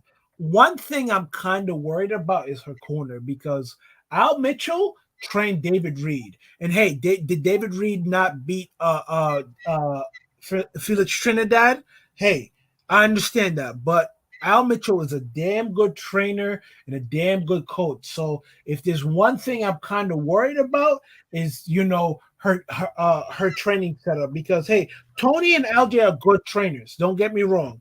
They're very good and they're knowledgeable, but they're not Al Mitchell. Al Mitchell's been training, the elite of the elite in this country for a long, long time. So if there's anyone that can deconstruct a big puncher, that would be that guy. Yeah, I agree with that. Like, I'm not knocking, because I ain't trying to knock nobody's corner, but I got to agree that Al Mitchell, he trained a lot of fucking people, dog. And he is a lot of good Philly fighters, a lot of good strong fighters. Corner, man. That's all I'm saying. That's a strong corner. That's all I'm saying. But it ain't, honest to God, in my foot, I feel like, they ain't gonna fight, man. They ain't gonna fight. Probably at 35 though. Here's maybe why. later, maybe, but I don't feel like that shit is gonna happen this year. Like I don't, because the other thing is this, right? If you Alicia Baumgardner, look, I'm getting money, B. I'm gonna get money with or without you. It was different before. I had to chase you to get at the bread. I'm getting bread now. I'm gonna have a unification match. You either gonna do it, there? you either gonna do this on my terms or you not gonna do this. It's that simple. Look at it like this. Okay, the Matisse fight's not the mandatory, so she's gonna have 3 fights. The Matisse fight, her mandatory in Troy, and mind you, you can't make 30 like you once did. So Alicia is getting stronger and stronger, having better performances. We can see she goes to 10 rounds pretty easily, and she can knock you out, and she really wants to hurt you. Like, and mind you, Alicia can make 130, I think, for 1 to 2 more years until she moves up to 35. Yeah, because she's not even as big as like tall and long as May is. So I think she can make 130 easy for a while. Wow. So at the end of the day, it would only like I know why she took that fight, because 3 fights leading into the Mayer fight, she's going to be sharp. Her reflexing and her timing is going to be real good, because if you see the Matisse fight, she was making her miss. She made it look easy. Huh? We ain't getting nothing. We ain't getting nothing but static, Drew. He's trying to come to Asgard. Let me read the super chat. Russ is asking, do I know what the pay-per-views for Triple G versus Murata were? No, I don't. I haven't even seen anything resembling numbers for that fight. But as soon as I do, I'll let you know. Julius. It was just on a normal network.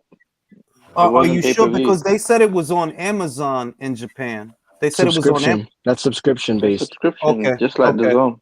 They have like 14 million over there. That's why they did that. Basically, they're like the zone. They like were the zone of fucking Japan, basically. Yeah. What it was is Amazon paid for the rights in Japan.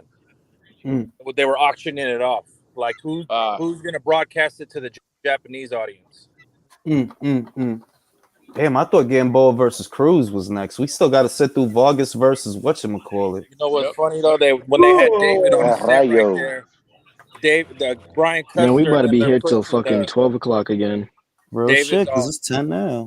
David's all like, whatever fight it is, me and Caleb, me and Charlo, that's a big pay-per-view fight. And I'm like, bro, no, it's not. Bro, can we talk about how fucking late these bro, motherfuckers don't ridiculous, bro. What the fuck? Like, come on, B. Like, motherfucking, I don't want to be here till 1, bro. Like, the fuck? Like, it's on Fight TV here for me, bro. It's already 3:20 and I go work at 11. It's even worth it me waiting for these clowns and pay £15 for it to watch it. Yo, Spence better get knocked under the ring for as late as I gotta stay up for this shit, man. Like, nah, because it's fucking 10. It's 10, and we still got 2 more fights before the main event. You be all right though. You tough, right? Nah, I'm sleepy, man. Fuck all that. You getting fucking sleepy. I had to watch Caleb Crowley. Caleb. Yo, bro, did y'all hear the baby call about how he shot dude and how he was talking to the police dispatch? Nah, bro. So basically, someone trespassed on the baby's property. The baby got caught wind of it. He found the dude and he shot him. And hold on, who Mike is doing all that? Someone going through a vortex. That's not my mic, is it? No, that's not your mic. But I keep hearing it like whoever mic is fucked up. Sort your mic. This is so basically back to what I was saying. The baby saw a guy who trespassed on his property because he has a football field on his property, just some rich, rapper shit, right? So he catches dude and he shoots dude, and the dude is crying and screaming in the background, and the police dispatch like, "Hey, I neutralized this guy. Can you please come?" And it gets to the part of the conversation with the police dispatch. He said like, is this guy alive in alert? It's like, yo, you don't hear him? I was like, oh shit. Oh shit. Like, but the baby, one thing about the baby, bro, like he don't take no L's at all, bro. Like he had shot and killed some dude in Walmart because those guys were shooting at him. Like he knocked out a whole bunch of fans and everything coming at him sideways. But like, bro, he takes no L's like at all. Like This is the only celebrity I know that shoots and kills people. I mean, because he's within his fucking rights. You invading my property, yo. What the fuck? Come on, B. Imagine you and your just compartmentalize it, right? You know, because his property is a big property. Well, you know, if you live in an apartment or whatever, right? Imagine you open a bathroom door and it's a motherfucker in there. You not gonna shoot him? Like, bro, what are you doing here? What you doing here, fam? Like, yo, bro, on your balcony, it's a motherfucker on the balcony. Hey, you getting shot? Bro, he snuffed Daily brother. Like, yo, bro, this guy don't be taking no L's. I ain't mad at him. Shit, I ain't mad at him. But you know who I am mad at? These motherfuckers. It's late, bro. Like, the fuck, man. Can y'all start the fight? I'm about to quote tweet you and something, bro. So like, there's two bees on a girl's chest, fucking, and she got this one. What? Nah, bro. I'm about to hit you up and show you. Like, it's two bees on a woman's chest, and they fucking, bro. Like, and she, bro. What the fuck? That's whack, man. Yo, what the fuck? They smash it on her chest, bro. That's crazy. Is that on Twitter? Is that on Twitter? Bro, and it's long strokes too. Look at that. It's long strokes. Is that on Twitter? Is that on Twitter? It's long strokes too. The worst shit is, the worst shit is you can't interrupt him, because imagine how mad he gonna be if you interrupt him, bro. You can't even stop him, yo. The only thing you can do is put on that song "Stroking," man. So he's stroking the Clarence Carter shit. Clarence Carter. Ooh, shit. Damn, B. Francisco Vargas is an old ass motherfucker, man. He like 38. Did he just fight under his own card? That is right. With you swab up after 12 o'clock. Watch. Real shit. The ring walk for the main event probably ain't gonna be till 1, because it's 10 now. Who did Vargas just fight? I swear, what was his last fight? I don't know, but I did see him fight recently. I remember. I did see him fight. Was on his own card, and he gave the guy a run for his money. It was a good fight. It was decent. It was a decent scrap. I remember. I'm saying he an old ass motherfucker though, and it's a big young kid, man. He got Salas in his corner though. Vargas does. He got Salas in his corner. Hey, let's see what it do. Yeah, I gotta ask you, Jules, in the panel. Do you think Miguel Berchelt is finished or no? I do. Yeah, it's a wrap. Yeah, it looks like it. It's not like it's that he needs to add something or change something. By the way, Julius. It's not that he need to add something or change something. He just can't take a punch no more. I think the same thing happened to him. Like him and Ivan Baranchik are in the same boat. It's like they took too much punishment in their last fights. Yeah, like can't nothing be done about that. Yeah, so I remember watching a fight, Berchelt 6 years ago, on the weekend of the Muhammad Ali died, and I was saying to myself, like, yo, the way they're taking punishment from each other, they got much years left, man. But it's surprising to see them still fighting. I'm surprised by Francisco Vargas though, because that I remember Valdez knockout just knocked the fucking fight out of him. It's that, bro. It happens. He's down. He's down. It's over. Hold on, because my shit must be delayed. Because he's finished. The fight's over. The fight's over. El Rayo. Shit. Oh! Thank you. Like lightning, bro. But I say this about Francisco Vargas, right? With him, after the Takashi Miura fight, I said to myself, this guy can't keep fighting like this, or he's going to take there's going to be a horrible beating, and he's not going to just come back from it. Look, I would be excited, but Rayo is a PBC fighter, so that means the people that I want you to fight, you're not going to fight them, so who fucking cares? You knocked out an old Vargas. Bro, I like Fulton. Bro, I like Fulton. At the end of the day, do I really think he going to fight MJ? No. So whatever the fuck you do to Roman, I'm picking him to beat Roman, bear in mind. But after that, are you gonna fight MJ? I know the answer. Nah. I think he might fight MJ, because hear me out. 122 is not a big money making division. Why would he not fight him? Because is he going to cross the street?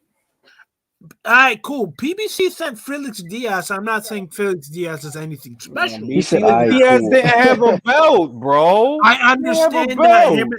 Hear me out. I understand that, but I do think that for certain weight classes they do send people over.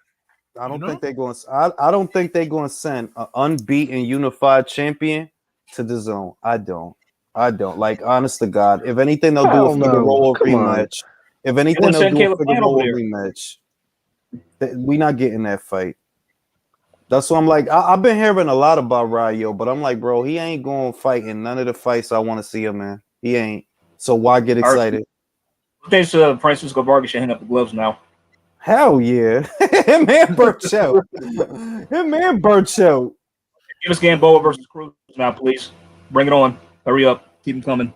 Yeah, don't make us wait a fucking half hour. Rayo heard me, which is why I fuck with him. Like, I got you, bro. I'm gonna kill him. Thank you, Rayo. Appreciate that. Thank you, Rayo. Rayo need a better barber though, because I don't know what the fuck kind of fade is that, bro. Like the fuck. Rayo need to go like a half fade. Rayo need to go to the top. Real shit. Like if he would have go to, then I'd be excited because I'm like, look, man, you could knock out Vargas and that's cool, but unless you're gonna fight in the fights I want to see you in, bro, it ain't even about nothing, B. It ain't about nothing. Like I said about Edgar Berlanga, at least he's at top rank and he's trying. If Berlanga you call that trying, bro? But like I think you're trying to lean back more than you want to fight. I feel you, but is that Benavidez with the all white cocaine suit? Guess who came out the grave? Who came out the grave? Guess who came out the grave? Wilder came out the grave and just tweeted something about Errol Spence. You lying? Yeah, he said something about Errol Spence time or something. Oh, I thought you meant he was at the fight. I'm like, bro, he actually stuck his head out the sand? Did he drink that tea yet? That psychedelic, psychotropic, whatever he was going to drink? Bro, he knocked the shit out this dude, bro. Look at that. Is it Brendan Lee already fighting? Yeah, he looked all right. Ochoa didn't want to do shit. Like, Ochoa didn't want to, like, I hate when a motherfucker do that. Like, bro, you didn't do shit. You just moved around and didn't really start fighting until the last 2 rounds. Like, bro, for that, you might as well have did that in the beginning. Win some rounds. All you doing is moving around. But you have to understand this: when you feel some power like that, because Brandon Lee looked like you really hit hard. You really like when you do get hit with punches like that, they really do leave an impression on you, and you fight and you get on survival mode. Because you gotta remember, he got stopped by Eve Ulysses Jr. and he only got like 9 knockouts or something like that. So let's keep it a buck, man. Self-preservation is a big thing in this sport because you don't want to. Because if you want to be the B side to these dudes, you at least want to leave there without like your faculties, you know. And here's where I'm at with Berlanga. He's got the Puerto Rican fight card. If he looks ass in that, if I'm top rank, I send him over to PBC and cash him out against David Benavidez. Nah, you know what you do? You get Steven Nelson. And feed him to him. If you're going to feed him to somebody, feed him to one of your own. And then we could big up Steven Nelson for bringing that hype train to a abrupt end. Exactly. Because it's like, bro, like y'all spending wild money promoting him for him to go out there and look like that. Like, come on, B. Like, you supposed to finish a Steve Rose, bro. You supposed to finish him. Come on now. You're supposed to put him to sleep. Really, though? Like, bro, if an old-ass Triple G put his ass down like that, you supposed to come on. But then you realize Triple G is talented. Then you realize but I ain't fucking realizing it. I know he's talented. I'm just saying a young guy in his prime who you spent all this money telling us that he a knockout king. He ain't getting knockouts, bro. Like the fuck. He's a knockout king, and that he overcame his dad going to Sing Sing. Dad went to Rikers and he got transferred to Elmira and so like, bro, man. He went to Clinton, he went to Cayuga, like okay, bro. All type of shit. Like, come on, B. Don't spend 6 figures telling me that bullshit so he could go 12 rounds with Steve Rose. He was on St. Laz's page talking about his up north stories. Oh shit! Like, yo, do you watch St. Laz's page? No. Nah, I'm gonna put you onto the dude. There's a rapper who talks about his time in prison, and he met a whole bunch of people that were his friends and everything, and they just talk about their prison stories. So, wait, you talking about the dude on YouTube? St. Laz, yeah. It's a white dude, right? No, I think he's like a light-skinned black dude, but like black and Spanish. Well, I'll see, because I know it's a channel like that. I've seen something on here like that. It's a white dude. ST.LAZ. I dig it. So, Julius, and everybody on the panel, I want some prediction for the pay-per-views for this fight. Stadium looking kind of all right. The stadium looks good, but I mean, I don't know if they're showing the whole stadium. You know, they get tricky with the cameras as far as the pay-per-view. 200. I don't know, man. I mean, 250 doesn't seem like a stretch. It's just if Pacquiao and Ugas, right? If Pacquiao name wasn't enough to get the pay-per-view to 300,000, feel me? I'm like, well, can Errol do better than that? Can he get it to, because Ugas not going. So. Ugas not going. They already said, bro, in Texas, this sold 10 to 15,000 less tickets than Mikey Errol. So that tells you. So I'm saying in Texas, he didn't even sell out 54,000 seats, but Canelo did it by himself. In Texas, 74, 75. Bro, it's fucking Canelo, bro. Need I say more? Hey, brother, hope you're doing fantastic. Can you please explain the pay-per-view upside share pot for Dillian Whyte versus Tyson Fury? Well, the way it breaks down, Dillian doesn't get a percentage of the pay-per-views upside, right? So he's out of that conversation. Fury is getting the lion's share of the pot. And basically, for there to be an upside, it has to clear 41 million in a nutshell between the pay-per-view in America, the pay-per-view in the UK, and whatever the gate revenue is, which I think they'll do very well at the gate. It's the pay-per-view you have to wonder. But for what it's worth, I actually think it's going to do 1 million pay-per-view buys in the UK. I think it will. And so long as it does about 1 million in the UK, and I think it's 150,000 in America, if they do those numbers, they'll clear the 41 million, and then you get to the upside. You know what I mean? But that's if it does 1 million, 1.1 million in the UK when I crunch the numbers, 1.1 million in the UK, plus 150,000 in America with whatever it does at the gate, they should be able to hit the upside or get to where there is an upside if it does that. Win, lose, or draw, I hope Dillian Whyte really fucks dude up, because for what they did to him and how they've been treating him, it's just been mad, Coney. For a guy that's been outselling, Tyson Fury, and mind you, the only belt he's had is an interim title belt. So it's basically what Radzab Butayev had coming into his fight. So let's keep it a buck.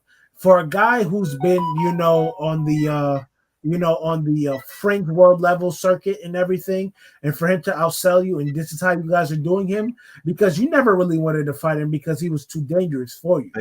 Well, yeah, bro. I mean, like they made it more, to me, they made it, and I said this already, but for those that didn't catch it, if you would have gave Dillian the 10 that he wanted, and you would have gave Fury the 20 or the 25 that he was going to get, the fight would have actually been less expensive, because then the pot would have only been either 30 to 35 million. As it stands, you let it get to a point where you had to put 41 million in the pot, dicking around and playing games. That's not Dillian's fault. It's cutting your nose to spite your face for no apparent reason. That's not Dillian's fault. It's disrespectful. You know what makes it more disrespectful? It's the fact that they know he is a draw over there, but you just don't want to give him his word. Yeah. And it's like, and honestly, this is a dude that sold out. This is a dude that sold out the O2 Arena. This is a dude that's been on pay-per-view 3-4 times, bro. And mind you, he's on pay-per-view for a British heavyweight title fight, mind you, against Anthony Joshua. You never were pay-per-view on that level at all, bro. Yeah, like I'm not saying that, you got to give him. It's ways you could have did the situation where you tell the guy, listen, this is what we'll do. Do you want 10 at 30%, or would you be willing to take 8 at 35%? You talk to the dude. Y'all was disrespectful off top. Y'all offered him 5. 20 instantly. Yo. I hope boy just sent me a text about why did your belt look like the dude from Curious George, the man in the yellow. Ain't that? I was about to say that. That's the hat, bro.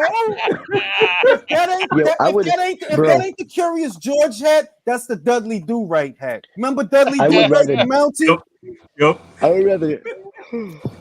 Bro, get that dude his hat back. That's not your hat. The dude prefer with the yellow shirt, that's his hat. His mouth. Dillian pulls the upset more than Ugas, bro. Hella deep, man. I want Talking Dillian of to pull the Fury upset and more Whyte, than Ugas, bro. what the hell is wrong with John Fury, bro? John is an attention whore, bro. John is an attention whore, man. Like you could tell that he just relishes the opportunity to have cameras on him for all his salt of the earth bullshit. He loved the attention, bro. He loves the attention. And he apparently wants to run for mayor of Manchester now. Say it again. He wants to run for the mayor election for Manchester. Come on, come on, bro. That would be hilarious. Like, my question is, who's more annoying, John Fury or Tio Senior? I think it might be a tie. No, it's John. Tio It's John. Senior. No, it's John. It's John. You know why it's John? John speaks some sense sometimes, but when it comes to his son, he just becomes a crackhead. Bro, he was literally on camera. He was literally on camera crying. Yo, who making all that noise? He was literally on camera crying that there was no VADA testing for Tommy Fury versus Jake Paul. Bro, come on now. Like, shut the fuck up. Come on. Like, what you look like doing that? If you the fighting, yeah, like what you look like do it's Jake Paul, bro. What are you, nervous? Fucking fighting the TV. Yeah. Shit is crazy out here. I'm seriously starting to worry about Tommy's mental health because he keeps calling out Jake. That's starting to be worrisome. It really is. Bro, I'm sick of Tommy Fury talking about that shit. Like, yo, dog, you had a boxing career, right? Before it ever even became about Jake Paul. So if you see that the fight is not going on, just move the fuck on, bro. That's it. Move on. Stop talking about Jake Paul, bro. You look like a fucking idiot. Do you know his last fight that he had with what's that guy's name? That clown Anthony something. Jake Paul's sparring partner. Yeah. Guess he had some fight under some YouTubers fight, and he lost. It was like a sparring match, and he lost to an unknown YouTuber. Bro, imagine that. And my brother went 12 rounds with him. Bro. How am I meant to take Tyson man serious? Let me read the super chat. Isaac Almaraz says, why are Charlos being humble with Canelo and others? I think that they've been instructed to do so because it seems like a concentrated effort. It's either that or they finally realize that you shouldn't badmouth Canelo because most of the paying public are with him. So if you badmouth Canelo, you make yourself the enemy of that paying public, at which point you will become a social pariah because your fan base is a lot smaller than his fan base. It's smart. Or maybe they're just doing it out of respect. Maybe they realize, bro, it don't make sense to talk shit about Canelo. He doing his, yo, who mic is that? Whoever got the multi-dimensional mic, sort your shit. But yeah, like it don't make sense to trash talk Canelo because it's stupid, bro. He's the most accomplished active fighter right now. That's active. Give him his flowers and move on because you can't knock him, bro. He beat more champions than any active boxer right now. He's going through these weights in a way that y'all dudes not going through, and it's not because y'all can't. Y'all dudes is taller than him, B, and y'all don't even want to move up and down like that. And they don't want that cartel. They don't want that cartel problems at all, B. It ain't even that. It's like, yo, I seen pictures. There's a picture of both the Charlo brothers with Canelo. They was taking a picture together. Yo, they mad bigger than him. Y'all could have been moved up to 68, but y'all don't want to know. That's what it really is. I just that heard dude is them little. talking. They fucking sound delusional. Like they're not coherent. And then Steven Jackson goes like, oh, I got a lot of respect for Ugas, even though he lost to Canelo. I'm like, why you guys got these people on here talking to don't Bro, even know he didn't say that. He said He that. did, man. He Wait, did. what? Say that. He said did. that. I was on mute and I turned the volume up. I was like, yo, these casuals be for real. Oh my god. He didn't say that shit. He didn't say that. He did, bro. God, he said that. Yo, this is wild, bro. Oh my god. Bro, they just be having this is like the Mahrez shit. Like, y'all just got motherfuckers talking to be talking now. This ain't even. Bro, my nigga, he only got one eye, bro. Look at me. Like, he only got one eye, dude. Bro, that's not even commentary no more. Like, bro, Ugas fought Canelo now? In PBC world? Wow, B. Bro, what the fuck is Showtime doing, man? Hurry up and send Cruz out, man, so they can fight. We saw his car crash. We saw his car crash already, man. You ain't got to keep showing that shit, all right? I know. We saw it, bro. It was fun. On Fight TV, I'm just seeing Errol Spence. Yeah, they're really trying to make like Brian Custer like Barbara Walters, man. Like, you stop this shit already. Yeah, like we already know. Like, listen, Brody, and I don't want to sound cold-blooded, but I'm just being honest. That shit only happened because you irresponsible. You wasn't 21 when that happened, or 22, or 19. You was well into your 30s, I think, like at least 30. 29. He's 29, my fault. You wasn't a child when that happened. And I always go back to the same thing. 9 times out of 10, if I'm in a car, my family is with me. It's guys like you that people should be afraid of. I don't care if it was 3 a.m. It's guys like you that people should be afraid of, because you'll get a lot of people hurt with your dumb shit.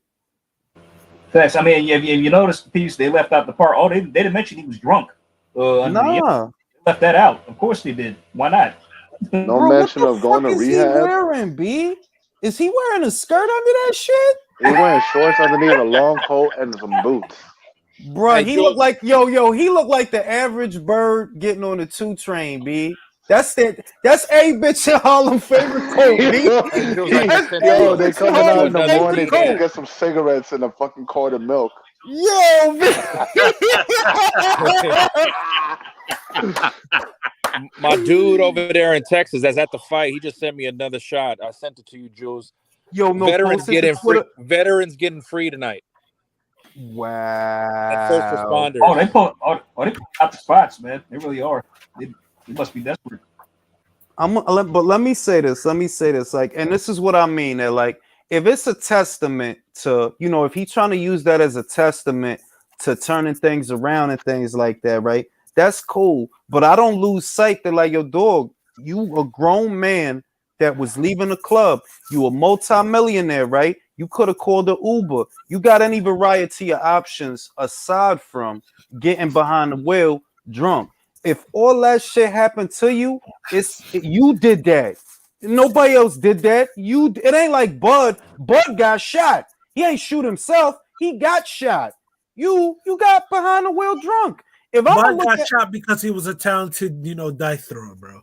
Listen, I'm just saying, Bud is a dude. He survived a bullet to the head, B. All right, so I'm gonna look at that like, damn, B, motherfucker shot you, but you did that to yourself, bro. You flipped that Ferrari, bro. Motherfucker shot you and you almost beat Felix Diaz to death. So I don't want no parts. I don't want no parts with you, Bud. Bro, yo, fuck with you, B. Like, stay away. Like, I mean, dude, like Diaz didn't have nothing to do with that. Like, they were the shit, dude. Bro, Diaz the one that shot him. He's seen in the future, like, damn, you really gonna beat the shit out of me? Let me use this time machine. And see let me go back. Like, yeah, bro, because I ain't gonna hold you. Yo, out of every performance I seen Bud in, bro, that performance really made me realize, like, yo, I don't want this dude running up on me at all. Like, I want this dude staying far away from me, because what he did to Diaz, bro, he ruined that man's life. Like, fuck a career. That man's life is gone. Like Jesus Christ. Let me read the super chat. All right, let me read the super chat. Did you see Paulie Malignaggi Boxer's tier on his podcast? He put the Charlo brothers and Tank on the elite tier list. Triple G was in the GOAT tier list. Well, look, man. I mean, Paulie got, look, this is the thing, right? Who am I to tell Paulie this, that, and the other, right? All I'm going to say is I don't necessarily share in that opinion when it comes to Jamal and Javante. I don't. When it comes to Jermell, I do agree. Why? Because I see he's fighting the people in his division that need to be fought. That's the difference that I see. That, like, well, when we look at Jermell, he fighting the people you need to fight at junior middleweight. But I don't see Jamal doing that shit, and I definitely don't see fucking Javante doing that shit. He going out there looking good against who, bro? Who are these people? So I'm gonna have to disagree. but obviously I'm gonna respect his opinion, but I disagree. I don't view Jamal as an elite fighter. I honestly don't. Jules Tank knocked out lukewarm Leo, so that's got to count for something. Who the fuck? And when's the last time lukewarm Leo beat somebody worth fighting? It's like, come on, B. Like, bro, if you look at it, bro, if you look prior to the knockout, Leo was piecing. Yo, he was though. That's the crazy part. He was though. Like he was really hitting him with some shit. Like, wow, if Leo could actually crack an egg, you know, he'd stand it because Leo can't punch, bro. Leo can't punch at that way. Let's not say that. Leo can't punch at but that even at 26, bro, the whole time he been at 26, who the fuck did he knock out? Nobody. That's true. That is true. Literally nobody. His best win. I said it. That's it. The best win that he has at 26 is a dude that beat him, and that's Fall Crampton, yeah. Fucking Carl Frampton, bro. I didn't even mean to do that. I've been saying that shit for so long. It's starting to come out that way. Can you tell people like Paulie Malignaggi and other people to stop calling Tank a three-weight world champion? He's not. He's only a one-weight champion, bro. He's just trying to get good. He's just trying to get good in Showtime because that Showtime money is pretty good. So real shit. That's why he's doing that. So, but at the end of the day, Paulie from New York, Paulie like us, Paulie understand. No, I mean, look, maybe he feels in a nuts and bolts way what he's seeing from those fighters is eliticism because that's his angle. That he's a boxer himself. And he recognizes what it is those guys are doing at a tactical level. But my thing is, no matter what you see them doing, look at who they're doing it to. They're not doing it to nobody that's like, oh, yeah, you ain't doing well for Saka, Hugo Ruiz, Muñez, Santa Cruz. What? Come on, be like, do that to Lomachenko, bro. Then we could talk. Do that to Lomachenko. Do that to Lopez and Haney and Camp. Do that to them. Then we could talk, bro. Because right now, I don't think Davis is elite. Honest to God, I really don't. I feel like the moment he step in front of put him in there with somebody that want to be there, it's gonna be a whole different kettle of fish. And the same applies to Jamal. Because look at it, the Barrios fight, bro. Because I ain't gonna lie to you, I think Davis at 40 actually looks good and healthy, but he's just fighting guys who are naturally bigger. Bro, okay, bro. Matias and healthy Davis at 40. Subriel Matias and healthy Davis. You trying to get him killed. We like murder niggas die every day, B. True, that is true. They do though. They do, and that's true. No. I said it improperly. They want to kill Amir Khan, putting him in with Conor Benn. Yeah, bro, he is not going to take that fight. He is not going to take that fight at all. I mean, the nervous energy was just pouring out of him. I said that. I said it improperly. People meet Satan every day, B. They do though. They do. I'm like, I think about Davis and the upper echelon guys at 40, right? And I'm like, who we talking about? We talking about Matias. We talking about Prograis. We talking about Gary Antoine Russell. He's on his way. Let's say that Gary's on his way. Gary Antoine Russell. These is big, strong kids, bro. These is big, strong kids. All you did was beat Mario Barrios, who got a gift against the Russian dude. In other words, whatever we saw with Mario Barrios, that shit don't even matter. Did Mario fight guys like that? Oh, no, he didn't, right? So then why the fuck would beating him mean anything? See, Gary Antoine Russell, right? He fought Pascal. And we know that Pascal, all right, he hit you with some shit. All right, motherfucking Prograis speaks for itself, bro. Speaks for itself. Even Jack Catterall, Jack made Josh Taylor look like shit. He made him look like shit. Jack Catterall's the undisputed 140 champion that got robbed so nasty. Now, if you ain't fighting Jack, Gary, Subriel, or Regis, or Jose, Ramirez, not Pedraza, Ramirez, come on, be like you. It's not about nothing, bro. Everybody you just named beat him badly. They beat him bad. Yeah, like come on. I don't even think he beats Arnold Barboza, bro. Hey, Jack Catterall will fuck him up. Maybe. I think Cruz better hurry up, man. For real, man. Why you slow? Bro, he walking mad slow to the ring, bro. Okay, we see Bro, you. it looks like a ring, blade, man. You know them spinny things you just hold from the top and you spin. Yo, please, Isaac, for Mexico, for Mexico City, bro. Knock this dude out quick, bro. You got to knock him out. You got to do it. You got to do it. Please knock this fucking guy out quick, bro. If he knocks him out quick, they're going to replay the Brandon Lee fight. Watch. Yo, don't say that shit. Isaac Cruz is so small and same time. Yo, B. Yo, I gotta ask you a hip hop question. What's good with Benzino, bro? Bro, what's good with his jaw, bro? What the fuck wrong with his jaw? He look like he hiding nuts and corn and you ever had a hamster and they had the corn in there? What did he get jumped? Bro, go to his shit. His cheeks. No, pause. But his cheeks. Hey, fucking yo. I said pause, no homo.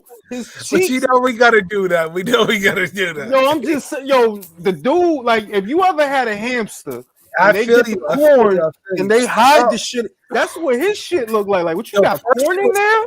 First was Vario, now his guy's fucking with trainees. Like, it's nasty. Works outside. Because mind you, bro, this guy from the almighty RSO in the source, we know the Benzino to be one way. Now you doing this weirdo shit? I mean, like, what? But did he like get cheek implants or some shit? Like, what is that shit? Why his shit look like that? His jaw look crazy, bro. He got like a Johnny Bravo type thing. Go like, why he just look crazy, dude? Why he fucking with them fun boys though? What's good with him? Why he yo, listen, B. All them Hollywood. Look, anybody in the industry is a fucking weirdo at this point. Will Smith crying and shit. Everything is crazy now, bro. To me, anybody in the music and film industry, something ain't right with their ass. I think even boxing, bro. I think on all of entertainment, but I think this though, bro. I think they've been, you know, their masculinity's been attacked for so long, bro. It comes to a point in time, some people can just hold it in, and you know, there's a tipping point and a breaking point. And I think it's just, you know, everyone's breaking point just came to a point like this now. Willie Lynch asks, what's the odds for a draw in Texas tonight? Gentlemen, serious query. Bro, I think that's the unlikeliest scenario. A draw in Texas? If it's close enough that it's a draw, it's close enough they could give it the air rule. Bro, put 10 pounds on it, you get 500 pounds. Hey, the only way it'd be a draw is if Ugas knocks Errol down once or twice. And shoots him while he's down. He has to shoot him 2 times while he's... Real shit. He could knock him under the ring.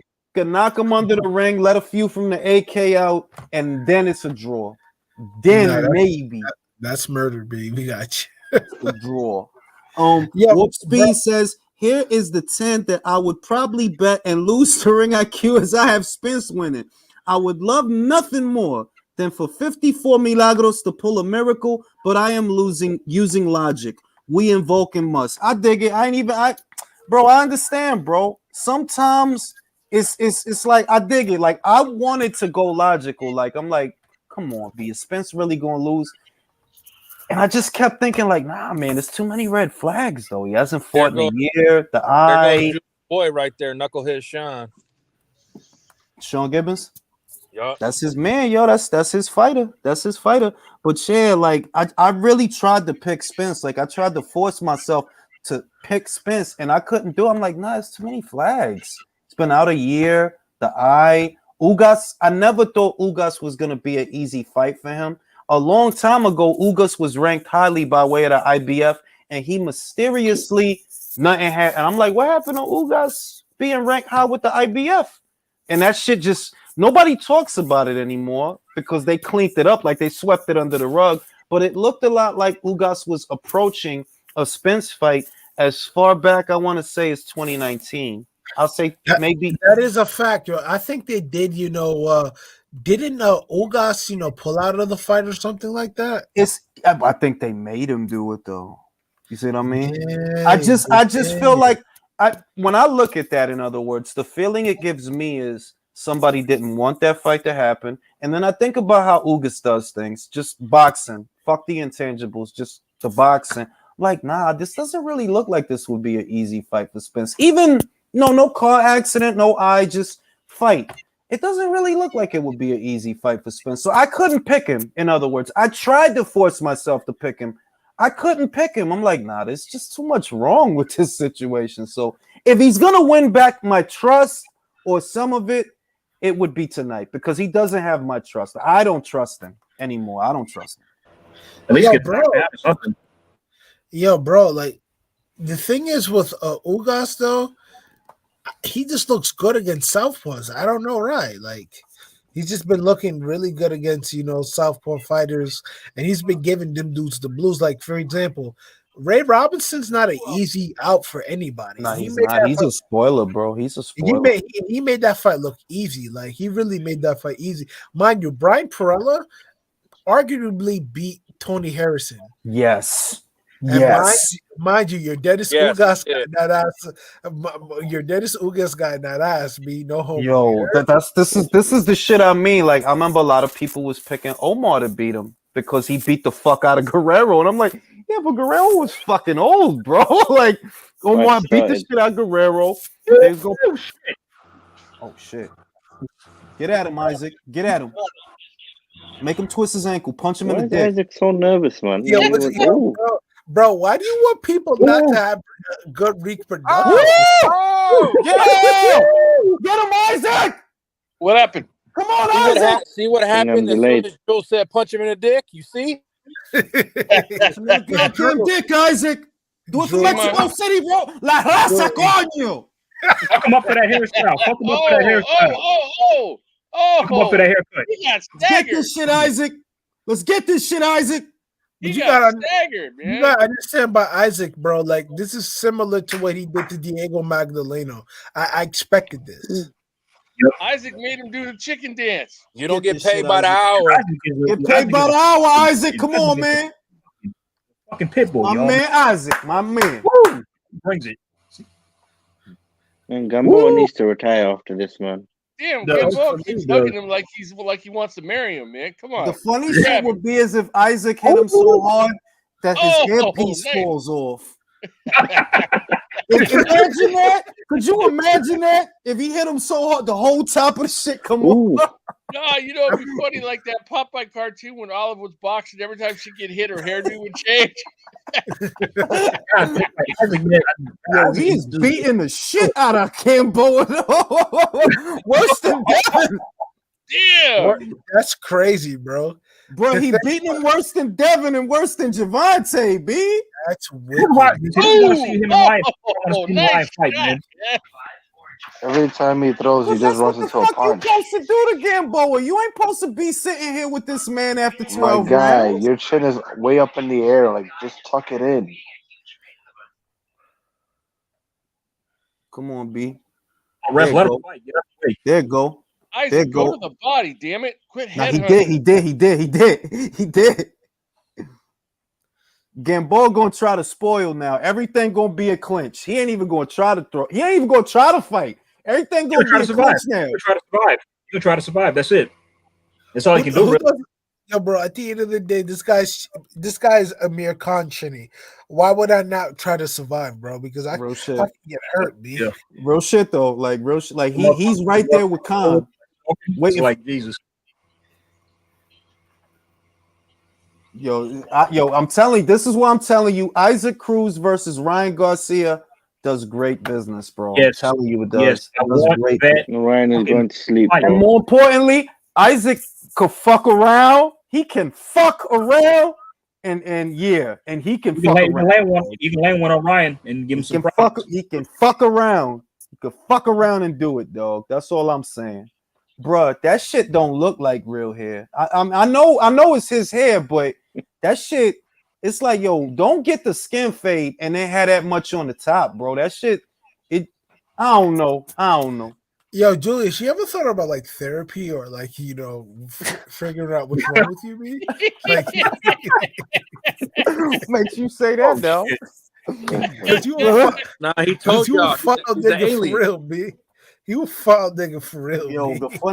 Listen, B. Let me read the super chat. Shout out to Jose de lo mío que lo que. I got Ugas won't be impressed if Spence got a gift decision. Salah sounds like a sage, breaking down boxing. Mira, yo tengo Ugas ganando la pelea. My prediction is Ugas, B. Pero vamos a ver lo que pasa.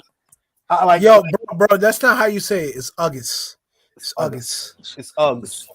It's you. Uggs. It's your Dennis Ugas. Yardness Uggs. Yardness Uggs. Real shit, yo. You gotta hit this motherfucker with a shovel to stop him coming forward. And Gamboa's coming back. Gamboa's coming back. Yeah, Gamboa fighting him off. He fighting him good. Open up, Gamboa, so you get punched in your face. Open up, bro. Ooh, good shit. Open up, bro. Open up. Open the door, bro. Open the door. Yo, what is wrong with this nigga Julius, man? Real shit, yo. You get punched in his face. This old ass man don't want to go to bed, yo. Go to fucking bed, yo. Yeah, bro. We want to watch Spence so we can go to sleep. Well, I'm on 214. Trying for the overhand right. Go to the body, bro. Go to the body. Yeah, go to the body. When you punch him in the dick. What? Punch lead him hook in to the body. I think I'm ahead again. Just hit 2 minutes. As he uses jab. Come on, man. Set up your power punches, man. Don't be just lunging and throwing hooks. If you gonna throw a lead, don't even throw the overhand. Throw a lead hook to the body. Gotta get him to drop his hand so you can hit him with the overhand. That's a fact. Get a jab to set it up. Bro, yeah, yo, fucking shit. Gamboa gonna try to spoil all night. He gonna try to clinch. That's what he did to Davis. He gonna try to just clinch all night. Listen to my award-winning nominated podcast, Lovers and Friends.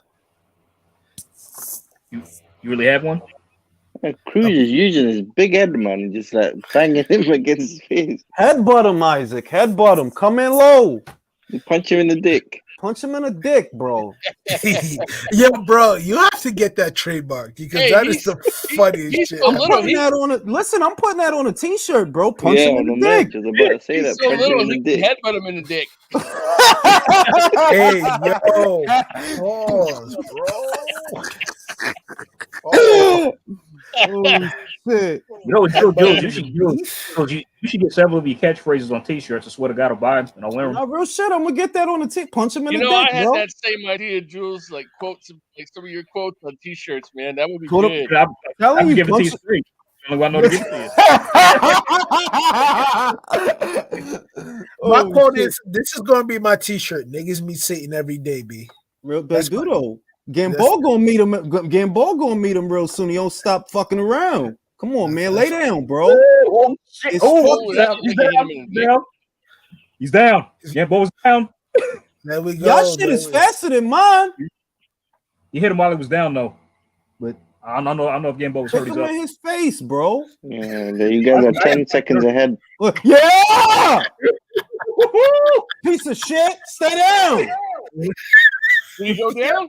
Niggas falling right now. Did he go down? Yo, this nigga. See, my feet is behind me, Yeah, guys. just Come on, like man. just Saved by the by bell, saved by Gamboa's the hair, bell. I feel like he's He heard you, like Jules. shot He the heard finger you or that some you shit want him like to that. lay down. Saved think by he's the just- bell, yo. I think Gamboa should just be a bachata singer the way his hair would be looking. Honest to God, Joe, he really should, bro. Like he need to chill. Like, bro, you Gamboa don't look happy. They just be Nah. wheeling him out because they just be wheeling him out there to get the shit beaten out of him at this point, bro. They passing him He's around got like a punch in the doobie. dick. Pretty soon he could be coming to the ring in a wheelchair. Well, they roll him out like the TV on a school day, like when the teacher gonna let you. That's how they roll out Gamboa, bro. Like, chill, Yo, B. bro, when they roll out the TV, bro, you know it's a lit day because you're not doing no You know schoolwork. what I'm saying? That's how they roll out Gamboa. Like, well, I ain't even gonna have to do shit. I could breathe harder and he gonna fall down.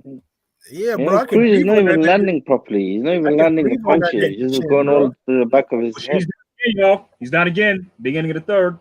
There we go. There we Bro, go. my shit is moving slow then, cause Yeah, the fuck. Julius I'm at Media, 240. 10 seconds slow. I'm at 247 right now in the round. 243 now. There you go. Good shit, Isaac. Beat the fuck out of him, yo. Fuck him up. Oh, yeah, there we Bro, Ooh. stay down, bro. What the Oh, my fuck? God. Oh, yeah, man. Gamboa's on his last legs, man. This might You not gotta Stay down, bro. Yo, you gotta understand. Some people got Ooh. some, pride about themselves. Stay They're not fucking down, bro. Woo.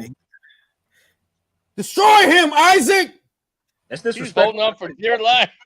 What the hell I is don't going got on no in the more audience? lunch money. I told you, man. Stop. Yo, bro. Hey, I think a fight broke out in the audience, y'all. His shoulder in the clinch. There we Wow. go. Because he don't fucking want to stay down, bro. It's late. Isaac can doing they that just shit can for they me, just bro. act like they've been there Oh before, God! bro? Do It's you on the see front hey, row, look at bro. the background. Charlo Benavidez right there. Oh, that's Charlo and Benavidez fighting? Charlo's running his mouth, and David's right there too. If you see it, the promotion by the ring. That's lit, bro. I like Oh that. damn! You tripped him and took him down. This ain't wrestling. That's gonna be on YouTube in like an Punch hour. him in his face, Bro, Isaac. even the camera guy is pointing towards the crowd. That fight. Like, come on. Gamboa, like, Isaac got to finish this fight. Finish this fight, bro. Well, people are not even watching just so we the can fight. see what's going on in the crowd. Bro, you don't need to watch the fight. You can watch the crowd, bro. The cameraman can do us all a favor. You can do us a solid. Oh, I see. Yeah, they got to do a split screen. You know, like in WWE. Something popped off. Some like that. Yeah. Come on, man. Texas I have not seen anyone use their head the way I just want to point out Texas concealing clinches. carry, so you never know. Then one of the motherfuckers might fuck around. Yeah, bro. But at the end of the day, people gotta die sometimes, yeah? That is true, though. I mean, like, the fuck. Somebody got to teach Isaac the jab going forward, bro. Somebody got to Look teach It's that he trying for the jabbing over his too head, much. trying to head him. Fucking Gamboa don't want to fucking lay down, bro. Fucking Terrence Crawford. He's like, Gamboa ain't been the same. Real shit, no, but that's the truth. Wow. He ruined No, it him. is, but it's That's probably why that's probably why the rubbernecking Cruz, Bud just entered the head building. and go to the damn body, for Christ's sake. Can you just He's shooting his way to the fucking rid of this guy, man? Oh, look at Charlo in the back. He's probably fighting. What is going on? Man, somebody need to put Charlo. Charlo's screaming at someone. James, the Charlos, they talk tough, but then they get robbed by fucking New York strippers. Yeah. Exactly. Oh, that shit, baby. He let him know. Exactly. But that's facts, though. That's facts.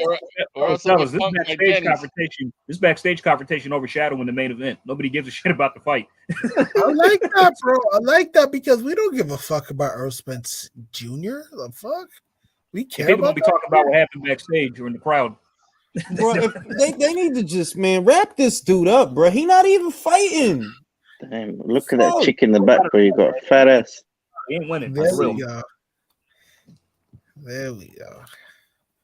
Did that dude's jacket say Gamboa Promotions? He has a promotional company? I didn't know that. Jules, bro, it's just fake LLCs, bro. Who's your favorite it's translator? multi-level marketing.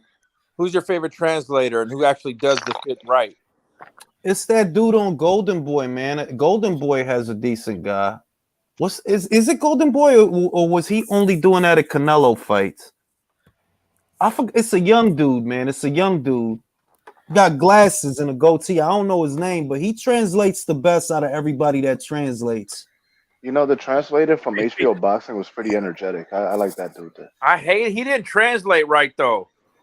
Is that the guy who tried to translate for Julio Cesar Chavez and got the shit wrong and he got pissed off? Nah, bro, that was years ago, bro. That was bro, he really come on, knock his ass out. You a little too loud, Julius. Fuck him up, bro. Come on, man. He don't want to beat the. Oh, he beating the shit out of him. Yo, I don't know why Gamboa put himself through this shit, bro. Yo, it's a wild ass fight, and everybody is distracted, bro. I really don't like. I don't understand. The PBC must have something on them. They must. I don't know what's going on. Yo, that's the only because I'm like, yo, you get the shit beaten out of you every time you go out, bro. I mean, is he still? I mean, is Gamboa still fighting for citizenship? Yo, I don't even know, dude. You gotta chill. George says in Jim Ross' voice, somebody stop the damn match. Yo, damn match. Yo, big. You know he's only lost 4 times, bro. He's only lost 4 times. Yo, is that a Rockaware shirt? Who the fuck still wears Rockaware, bro? The dude with the blue polo right there. That's a Rockaware shirt, bro. That's nasty. Yo, kill him. Kill him. Damn, who wears don't deserve, Rocco? he don't deserve Gamboa's it. He's just not hitting the enough. shots, man. Yeah, that goes as though Texas is still behind in fashion, man. I saw somebody with a Nietzsche shirt. Yo, you said a Nietzsche. I'm bugging, yo. I'm bugging. What? You said a Nietzsche that they had Jabos, they had the Parasucos and the For Jabos. country, these are just obscure like hood brands that were They have to overcharged, spell it out. They eat overpriced. that YCE, bro. They That's eat crazy. nice, yo. They eat nice. You heard? They had the Jabos, the Parasucos, the Azures. What's the other shit? The other You fake old. nice shit. The Iceberg. You an old with nigga. the Looney Oh, Tunes. motherfucker, B. Motherfucker had to pay $300 for a T-shirt of Bugs Bunny. That's fucking wild. Yeah, that's crazy. See, that's why pissing me off with 145 his get head, shut man. down because all these stores be pricing themselves I out. want him to full-on headbutt Gamboa, I ain't man. gonna Give him a hold you. concussion. I wish Oh, he looks like you know that. Put him down. Oh, he's gone. Oh shit! What happened? And he's back up. Stop. I wish Yes! I wish they bring back Fucking Iceberg. stay down, bro. Remember, my Fucking feet's stop behind you, this man, shit so I don't already. know what- Why the fuck he don't want to stay down? You not gonna win. Ooh, ooh, ooh. Knock his ass down again, Isaac. Yeah. Fucking shit. He Oh! his ass Put him out. on his ass. We need to stop this. Yeah. Man. Yo, he is getting the Oh. shit beat out of him, Put him in B. the corner. Take this Come on, man. Put him in the It's like hospital. a guy is at one too many drinks, bro. Like you gotta stop. Yo, I don't know why they sending him back out. Like, what are you sending him back out for, bro? Was Yeah, Gamboa? man. Yes, he always was, Will. He honestly was always this chinny. He has been knocked down, no cap. It's got to be at least over 20 times now. It has to be. You know Curtis Kuhn, the guy that was accused for doing something bad to Jam Master Jay, saying stop the fight. Mm-hmm. Who's more chinny, Khan or Gamboa? I don't Gamboa. know, bro. No, I don't honest to know. God. No. Honest to God, it's Gamboa. I think so, bro. I agree. He's with the been dude in knocked the down. comments. He's literally been knocked down over 20 times. I agree with the Gamboa. dude in the comments. Gamboa is doing his best drunken master imitation, man. I don't know what the end game is going to be. Is he trying to get to the hospital? Like the fuck? Hey, I know Jules, he's so fighting. he's been knocked Gamboa down is fighting like 20 a drunk. times? He's fighting like a drunk Vivian Yo, Harris. Country, he's literally been knocked down like over 20 times. No cap. Wow, man, that's That's crazy. he's the only man chinnier than Amir Khan. That's impossible. Bro, anything is possible with Jesus. Come on, Amir Khan's the Glass Joe of boxing. How could this guy be worse? Bruh, come on, put him in the hospital, Isaac.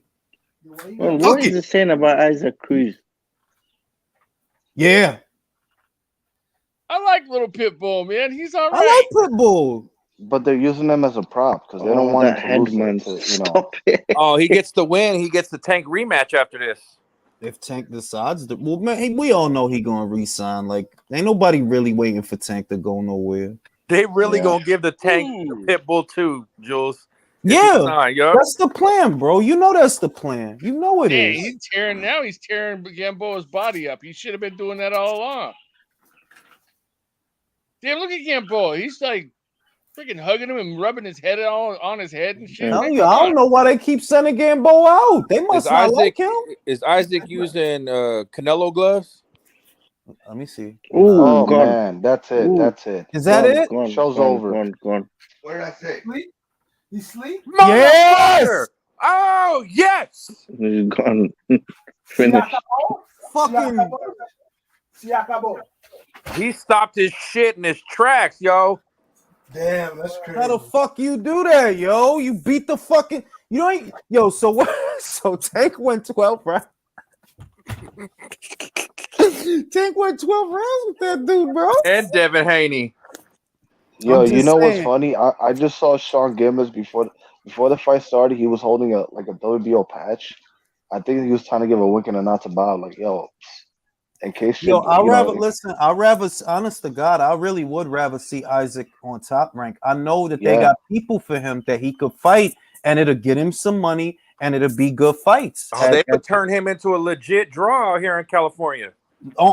Really? If I'm being honest, why is my shit froze? Don't play with me. I pay for this shit. Don't fucking play with me. Fuck is y'all doing?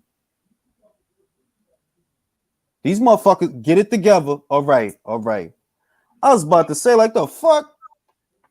Showtime. Hey, you know what the funny shit tonight was, though, Jules? Charlo kept saying Suliki is his mandatory. Fuck out of here. Yeah, he kept saying that's his mandatory. Is that Cruz like ranked by the WBO? I mean, I don't remember seeing him there the last time I checked, but I'll look again because the last time I checked was a little over a month ago. Is Isaac crying or something? But it's because of how bad he beat the shit out of Gamboa, bro. I'd cry too. Like I didn't want to beat the shit out of him like that. He knocked that man down 4 times, bro.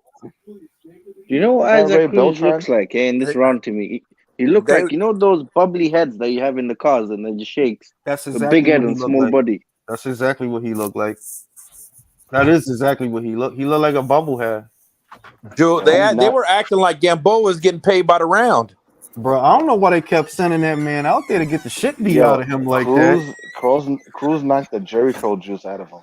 Bro, he really beat the fuck. I ain't see no. Honest to God, that's the worst beating I've seen Gamboa get in a long time. Jesus Christ, he did the chicken dance in multiple rounds, man. Hey, remember, he needs to retire, bro. Real talk. Haney made Gamboa look like he had Hagler chin. That's crazy, bro. You gotta stop, man. He made Gamboa look like he had Hagler's chin. Yeah, I gotta stop. Nah, I mean, like, how does that man keep getting up at all them knockdowns, bro? Like, he literally would not stay down, yo. Oh, and Providence, you gotta remember this dude's becoming some real. Yeah, but all I'm saying is he not. Look, this is what I mean, right? He obviously not winning the fight, right? You obviously not winning the fight, and you ain't about to win the fight, and you done been knocked down 2-3 times. Or stay down, bro. You gonna get the same bread. Stay down, bro. Just stay down. You gotta remember, this is a 3-weight world champion and a gold medalist. B. He has some pride to him. We can't just discount that. B. Some shit is dumb. Like, bro, you get up. You gonna get put down again, bro. Like you just gonna get the shit beat out you more. Dead, bro. He's the Walking Dead. He's like a zombie there. Facts. It's got to stop. I pray he retires. Yep. Bro, behind an ass whooping like that, he don't need to be fighting no more, bro. He really don't. Yeah, he's holding a WBO trigger title, so yeah. I hope he gets a Lomachenko fight. I ain't gonna hold you. The shot he got hit with, the last shot, bro. Like, yo, bro, that's not a shot you want to see. Bob, call me, bro. They gonna make him fight Gary Russell next. What? Nah, I ain't gonna hold you. Big Gary. I think Gary might hurt him.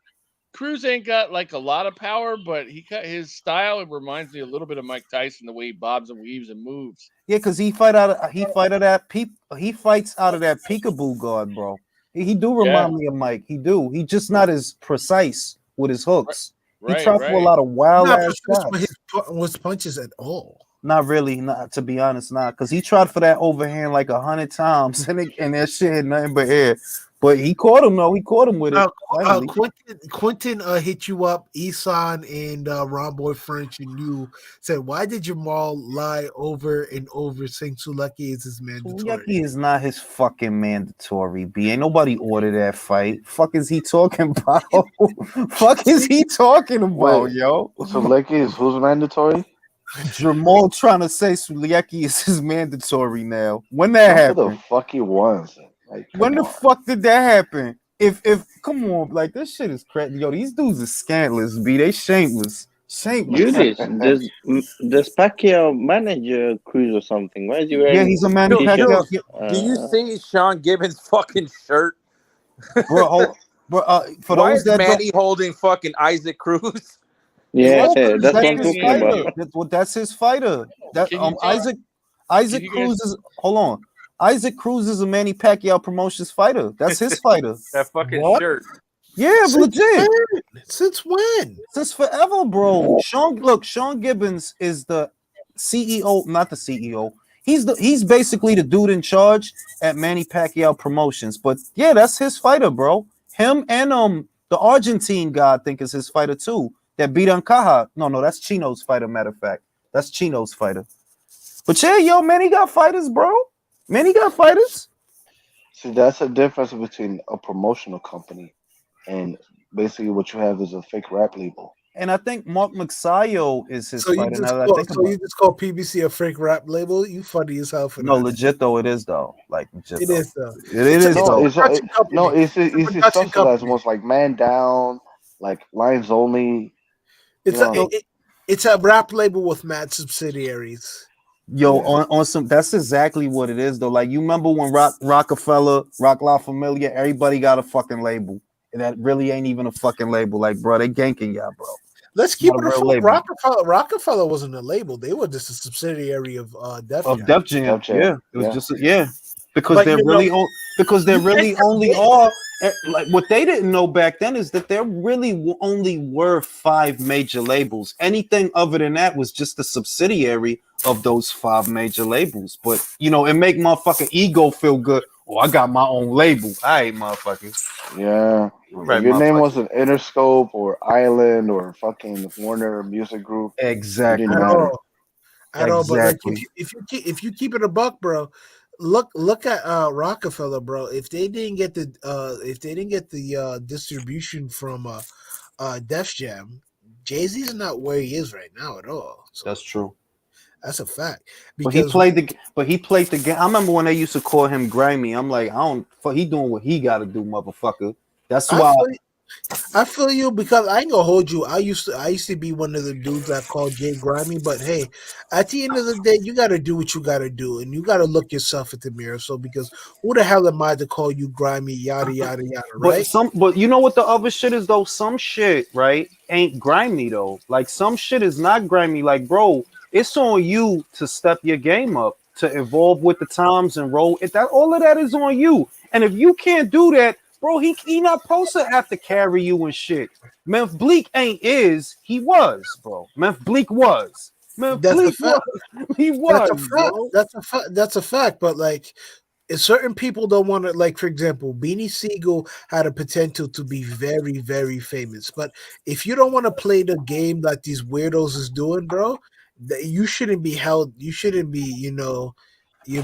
I'm not idealizing it, Chris. All I'm saying is, if you don't blow, right? Like if you stand on your principles, you got to stand on the whole thing. They're like, well, all right, I ain't blow, but it's because I didn't want to. Feel me? Like, and I'm not saying that Beans is bitter like that. I'm saying for anybody that is bitter about it, you know, if you want to get to that next level, yeah, shit, you got to do. You got to do the party shit. You got to do the club shit. And it was a lot of cats back then. They thought they was too tough to sing for the broads. That's your fucking fault, bro. Because the broads gonna buy. The broads is the one that's gonna buy your shit. The guys gonna get your shit bootleg on 2/5.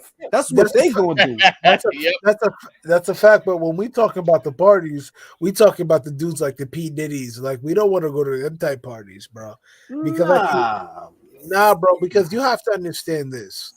If these people have the power to, you know, hold your career in the balance off of you not going to their party or you going to their party, bro, we have to keep that, you know, in account, because let's keep it a buck. Choke No Joke didn't lie about a lot of stuff he saw, bro. Because why would he lie to you about certain things that he saw? Look, let me put it to you another way, right? This is the thing. If you want to cross over, right? If you want to be famous and all that shit, you got to do weird shit. We know that now. Like we know, like I think we all know that now. That if you really want to be like a icon and all of that, they gonna make you do some weirdo shit, and that's when basically. Chill out. But really though. So that's when you have to ask yourself, do you really want that? And I think what people will find is they don't really want, like, bro, you don't really want that. You don't want that. You want to be able to make money off of what you love to do. That's what you really want. The labels, they take that away from you. Like, no, you got to sing this type of shit, or you got to rap like this because this is what's hot. It stopped being something that you love to do. That's why when I was on my drawing shit, right, people will always ask me, yo, can you draw me this? And I'll be like, no, because I don't draw for you. I draw because I like to relax. I don't draw for money. I draw because I like to relax. I'm not going to draw your tattoo. Or can you? No, I'm not going to do that. No, I don't want to do that.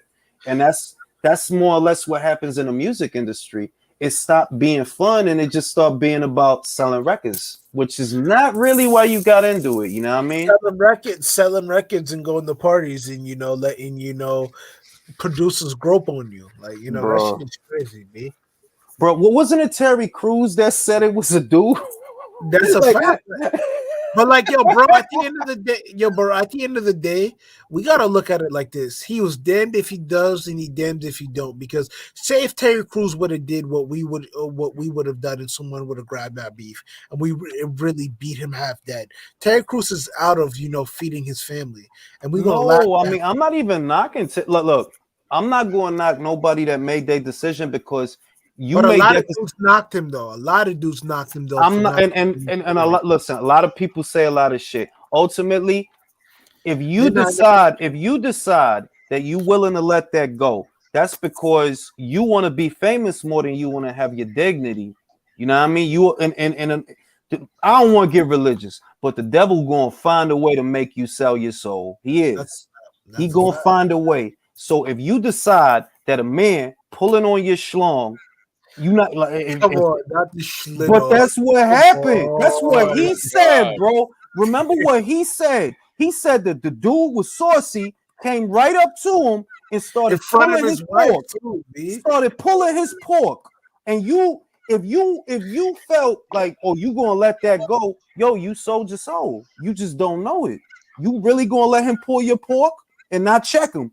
So you really want to be famous then? Because somebody else, they not gonna let him pull their pork, bro. That's what I'm saying. If that's cool for you, I'm not the judge. Why? I don't judge. I don't judge Terry Crews if you want to get his beef jerked. This the other thing. You doing all them reps and lifting all that weight. So this man. But you see what you saying now right there, bro? Because at the end of the day, hey, if he would have fought for dignity, there's a potentiality that he'll never get another role again. And some people, but you gotta understand, some of these people may not ever. I'm not telling. Listen, Chris, I'm not telling you or nobody else to I'm just saying that. Don't play me like that. I'm not paying you, bro. I'm just saying. Let me go to Terry. Let me go to Terry. Terry decided that it's okay for a man to pull his pork so long as he could keep getting movie roles. That's what he decided. That's sick as hell, man. It's well out here, B boy. Ain't that the decision that he like? Nah, they could pull my pork because I don't want to kill my career. So but because you got to remember now, this is tied to how these people feed their family. This shit is sad, bro. Nah. Listen to me. The world is fucked up, right? Check the shit. The world is fucked up. It's always gonna be twisted. The devil gonna find a way to make you sell your soul. He will. So in that situation, that's when you gotta decide, yo, you really want that? That means more to you more than your soul, fam? Yeah, I guess so. To that guy. Yeah, that should be scary, bro. Like your soul, Jules. Your soul, fam. I ain't even. Yo, listen. I ain't trying to get spooky. I ain't trying to get spooky with y'all. But it's a reason that shit like that happens. And that's a fact. Put it this way, for Terry, right? He was put in a situation where if he responds to the disrespect, everything that he worked for out the window. It's gone, bro. That's so fucked up, my nigga. Like, that's so foul, bro. Look at what happened to Azalea Banks. Motherfucking Russell Crowe put his hands on her, B. He put his hands on her. And because she wasn't going to tolerate it, whatever little buzz she had up until that point is dead. It's a wrap. So you either going to let this man put his hands on you or you not, and then your career over. That's the situations that pop up, bro. And they happen that way for a reason. But why do you think that happened that way, bro? Like, because the world, because look. Easiest explanation. The world is twisted, bro. To want, for example, to want to be an idol, right? The vanity that comes with that comes from vanity. What you want in essence is it's very vain of you for you to want that. See, you got people like the Kardashians, they don't sing, they don't dance, they don't really do nothing, but they still want to be famous. What is that? That's vanity. That's a fact. Now, if you a songwriter, you know a different type of joy that other people perhaps don't have. They're like writing songs that might make you happy, drawing pictures that might make you happy, doing that. But when it start becoming about bread, and when it start becoming about, oh, you want to be seen and you want to be known and you want to be famous, okay, that's vanity, because it's not even about the enjoyment you get. It's perversion too. You got to understand that's pure perversion. That's what I'm saying. Because you got to look at it from this perspective. You mean to tell me that, yo, you have all this talent, you have everything in this world, and like it's not good enough for you? So at the end of the day, you just spitting in God's face saying like, yo, I don't care about my talent. All I care about is, making this bread because it fulfills me. Well, like I said, I ain't trying to get religious, right? We all have our different beliefs, but when I think about the story, it's just a good parallel for what ends up happening to a lot of artists, right? When you think about the story in the Bible of Lucifer and all of that he was this and that, and he started feeling himself. Ain't that the way that it happens with these artists? They start like feeling, like, are you feeling yourself too much? And before you know it, what got you there, it don't shine the same. That the talent that you had, like, look at Whitney. To me, I never heard a vocalist better than Whitney. I'm sorry. I'm sorry. But when it comes to vocals, irrespective of gender, because are we talking about a woman vocalist or all together? When I think of vocalists, it's Whitney and Luther. And I ain't gonna lie, Mariah is there. She's there, bro. She gotta be like, Mariah was serious fucking business too. Let me just say that. But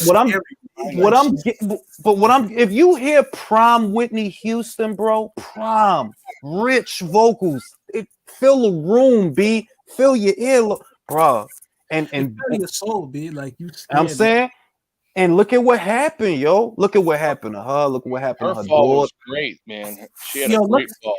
Yo, bro, look at the Daytona album, like Pusha T's album cover. That was her bathroom, bro. That was really, that shit is scary, B. And now, what I'm saying is, at some point, singing was not enough. Because if what you love is singing, man, you could keep singing without the bullshit, but you want the fame and the money and all of that. The gift was, they didn't give a fuck about the gift. It never was about the gift. It was about the bullshit. But they realized, this bullshit here is taking a big piece of me, and I never thought it would be like that. So real shit. Like all I'm saying is you and I are on the same page, bro. Yeah, like to enjoy doing something does not mean that I want to do it in front of 10, 20, 30 million. Nah, to enjoy doing it. That don't mean that. If I draw, for example, and I'm just using myself as an example because that's the only thing I know. I'm not going to draw for bread. I draw because I fucking feel like it when I fucking feel like it. I'm not going to draw your tattoo. I'm not going to draw. No, I ain't doing none of that. I just draw when I feel like it, and that's it. Can I ask you a question, bro? So, do you think this? I think people subconsciously or unconsciously or consciously do this. They want to drag people to hell through any medium they possibly can. Don't you think? Not you making it. See, when you say that, right? It's like you thinking that there's a force, like it's a dude that's in a room. I'm not talking about that. I'm talking about people like, for example, say for example, you super duper talented, you make money, but you have a light to you. But there's people who do the same thing, but they're dark. But they envy you because you have light. So they make sure that it's too personalized when you put, like, to me, it's just the world is fucked up. Period. The world is just fucked up, bro. That's how I look at it. Like, the world is just fucked up, and you don't need to know everybody. You feel me? Like, here's the thing. It's billions of people. You're right. I feel this is what it is. There's light and dark. They can't exist without each other. You need evil just as much as you need good. Because if the dark don't exist, there's no purpose for the light. In a nutshell, that's the world we know, right? That's literally the forces of nature. That's the world we know. For there to be light, y'all know Ugas in the ring. I see him. For there to be light, it gotta be dark. But that's the only world we know. All I'm gonna say is, you don't need to know everything because everything is not for you to know, and that's deeper. That's deeper than people realize. That's all I'm saying. I'm gonna say this real quick. Jay Nietes is officiating this fight, so it's gonna guarantee that Arrow's gonna rip them fucking low blows. Was that Jay Nietes or was that Lawrence Cole? Lawrence Cole. Julius like that shit anyways. Punch him in the dick. Punch him in the dick, bro. Fuck it. It's a fight. WMMA says, hold on. WMMA says Spence and Yellow Beezy teaming up for man only promotions. Hold on. All right. Richard Lucetto says Gamboa. Yes, he does, bro. I don't ever want to see him get like really though. That was a fun ass whooping, but on God, that man don't need to be getting hit like that no more, bro. Like he really don't. It was how many knockdowns was that? 4 or 5? Warp Speed says Brian Custer is Ugas' twin. Nah, that's his cousin. George, the Last Patriot. Me Too. Hollywood is disgusting. Well, see, this is the thing I think about that, right? You had a lot of people that knew what they was doing to get ahead, and they weren't really comfortable with it, but they did it. And they turned around and decided, okay, today it's gonna bother me because that's how I view that. If you fuck a dude, you fuck the dude. That's look like that's what had like a lot of y'all fuck producers to get it. The casting couch is real. Like I see but it. Jules, you gotta understand this though. Yo, it get to a point in time when you by yourself and when you have to live with yourself. Yo, you have to understand that that's a different level of pain and trauma that I don't think because they go the same thing for the pulled pork situation. At some point, Spence and Yellow Beezy. Word. At some point, you decided it was cool for somebody to pull your pork. You decided that, right? Why so, I said pork? This is sick. Let me tell you a good joke, yo. I got one of good Dave Chappelle's good joke. He goes, "That's the manliest thing." He goes, "Fucking a man, that's one of the manliest things that anybody could do." But he goes, "I'm a pussy." Bro, all I'm saying is, look, man, people decide that fame is that important to them. It's people every day that decide that is very important to them. But at the same time, there's a lot of people that decide, no, I'm not even singing for that. Like, I'm not here for that. I don't need millions of people. I don't need their love or their adulation. You don't need to know everybody, bro. And you don't need to know everything. And when you realize that, you'll be all right. You'll be all right. I don't need to know everything. Question, man. I don't want nobody pulling my pork, bro. That's all I'm saying. I don't want coming up to me pulling my goddamn pork, dog. And I don't want to be in a situation where I have to decide between making a living and getting my pork pulled. Bro. But for some people, they make that decision that that's what matters to them, and they willing to put up with. Hey, who's the rapper that Spence is coming out with? I have no idea, but like Spence was like a little peep, like from one of those candies. Can I just say this though? I mean, that's Easter weekend. Can I just say you see the levels in promotion when Canelo was at Dallas Stadium and his entrance and how Eddie had it set up to this Mickey Mouse shit. This some Mickey Mouse shit, yo. Canelo had the band up there, the platform, the pyrotechnics, there was all type of shit, yo. That furry yellow hood makes him look like a peep. He said a peep. Oh, it makes him look like a duck, bro. A duck. That's what he is. Fucking big bird. I mean, look, we stayed up this long. We're all very fucking old. It's 11:40. Let's get it on, man. Let's get it on. Let's see what's going to happen. 5 o'clock in the morning. Are they going to do national anthems? Oh, fuck, man. Yeah. Damn, some fine ass bitches there, though, still. Mm-hmm. Let's just see. Oh, shit. You just saw it? Yeah. Bitches, yo. I feel about Errol Spence baby mom's volley in him like that. Yo, she really DM Crawford. That's crazy, yo. Yo, bro, like that was nasty words. That's fucked up, yo. Going DM Crawford in Omaha, Nebraska. That's crazy, yo. Hey, let's see. I mean, how does he look to you guys? What are your initial impressions looking at Errol? He's in the ring. Ugas is in the ring. What does the room tell you? You're reading the room. What does the room tell you? His eyes look fucked. One's bigger, one's small. One's in, one's out. I think Errol just knows he's on borrowed time. Well, he said that himself. It's either this fight or next one, but he doesn't have enough money put away to secure what he wants to secure. So I may gamble 1 or 2 more fights, but if he gets fucked up in any of these fights, he's done. Errol doesn't look too confident standing there, man. I mean, I'm not getting that from him either, country. Like, I'm not getting that. I really, really, really want to be here. I'm happy to be. I'm not really getting that energy, but you know, who fucking knows? Now I'm getting that from Ugas though. Ugas looked all jazzed and happy to be there. He's like, "Yeah, let's go." But he got like 5 broads in Miami that he gonna bust all type of nuts if he win his fight. And here's the thing: Ugas had to deal with the Manny Pacquiao fight. That type of press. That was still bigger than this fight. Yeah, honest to God, it was. Honest to God, because it was an international affair. Yeah, and it was short notice. It was short notice. Spence, I don't know. He looks stressed. And we got Stitch Duran in Ugas' corner, so he got the best cut man in the business.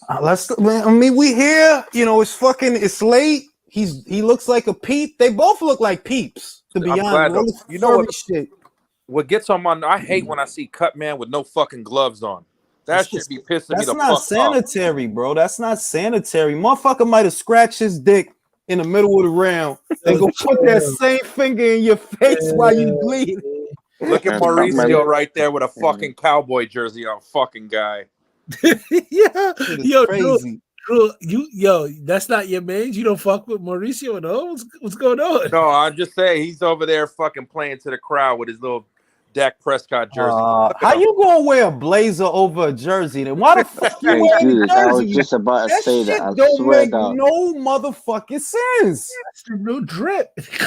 Damn, how do you wear a blazer over the jersey? Then why are you wearing a jersey, bro? You might as well have wore a t-shirt. You know why? Because damn, man. The only time these furry hoods.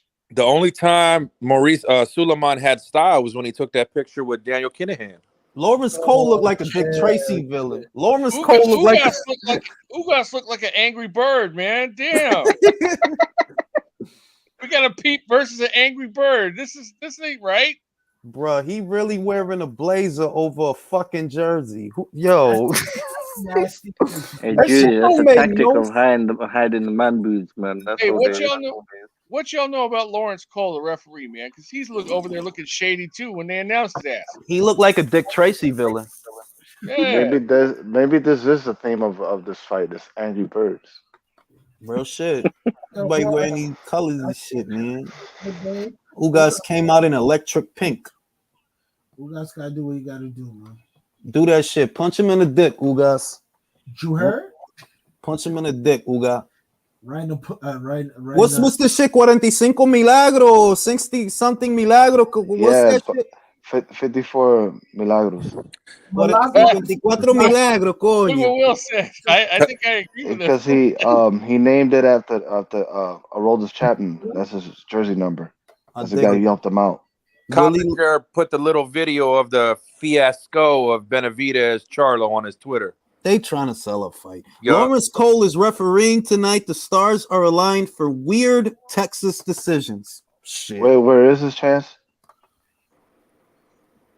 Huh? Where's the clip? Oh, Coppinger's Twitter. Oh, okay. It's just fake shit because it's so Errol Spence is Jamaican? It's so he's Jamaican, bro. They had the showtime cameras there. And Espinosa's holding Charlo back. Fuck out of here. Yeah, that shit is staged, bro. That shit is staged, bro. Spence is Jamaican? Mm-hmm. Yeah, he is, for real. No cap. Mm-hmm. I didn't know that. Yeah, he's a flipping hillbilly. That's the first Jamaican hillbilly I've seen. He's a pussy hole. That's what they be saying. Pussy, he a pussy hole. Pussy hole. He don't have the Jamaican athleticism. He's a Ross clot. These are Ross. Bomba Clock. Is that Yellow Beezy? Yellow Beezy. Chichi-man. Chichi-man. That says Chichi. Bun them, man. Bun them. Come on, Ugas. Come on, Ugas. Come on, Ugas. The first bell ring yet or no? Nah, they about to get it on. They're going back to their corner. Mm-hmm. Let's see we about to find out. This is the moment of truth. Let's see if Errol can be the guy that he used to be. Let's see. We about to find out. Hopefully, so we can get this Crawford fight. If Ugas, you know what I mean? We ain't been waiting 4 years for fucking Ugas versus Crawford, right? But hey, Ugas might give Crawford, We here, yo. We here. Win this fucking fight, my nigga. I'll punch him in the eye. The proverbial groin. Because this is a family-oriented show, okay? Fencing with the jabs. Spence is trying it. Go to that body, Ugas. Ugas just needs to wait for Spence to open up. He's taking a half step back and countering. Who? Spence? Ugas. He take like Spencer try to shoot to the body. There you go. They're trading body shots, stabs to the body.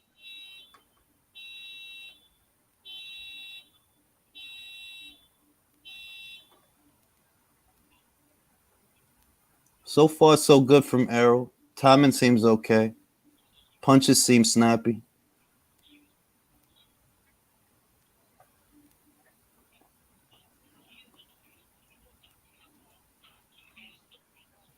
Ugas ain't jumping on him. We see that. Excuse me. Errol connects with a good jab. Come on, Ugas. Ugas downloaded. I hope he fucking downloading because you ain't gonna win this fight doing this. But it's the first round. Let's not be dickheads. It's the first round. They feeling each other out right now, man. That's what they're doing. Exactly. They're feeling each other out. Sounds phenomenal. Errol's throwing though. He's definitely has the lead foot. Is Errol landing? He landed a couple of good shots. He landed some good jabs upstairs. He landed some good jabs to the body. He just landed a jab right there. And he's busy. He looks busier. So I'd give him this round so far based on what I'm seeing because he is throwing more. Nice. If he keeps it busy, you're going to win by shutout. Exactly.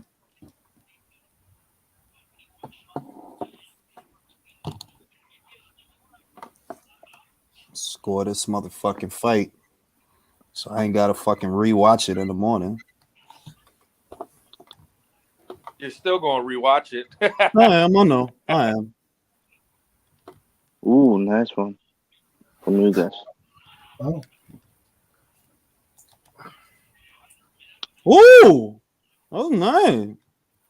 Ooh.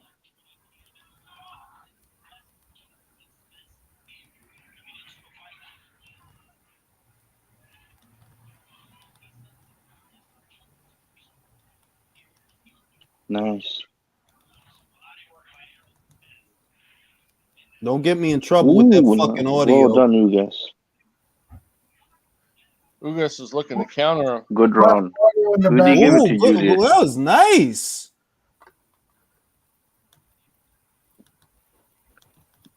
Swing round, Julius?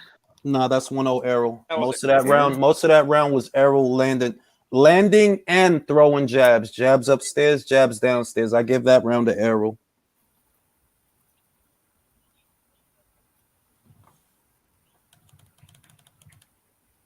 And Ugas needs to target that eye, man. Ugas needs to pick it up because he doesn't need more rounds that look like that one. That round looked like a Spence round. What was Bud watching saying Ugas got round one? I don't know, but I didn't give that round to Ugas. Most of that round was Errol shooting a jab, Probably the last 30 seconds. Ugas didn't do much except for the last 30 seconds. Yeah, good 2 right hands. Ugas has to throw more and back Spence off. You in Texas, bro. Like, we don't need to remind you of that. You in Texas. He's at home. Like he's getting dirty now. Nice.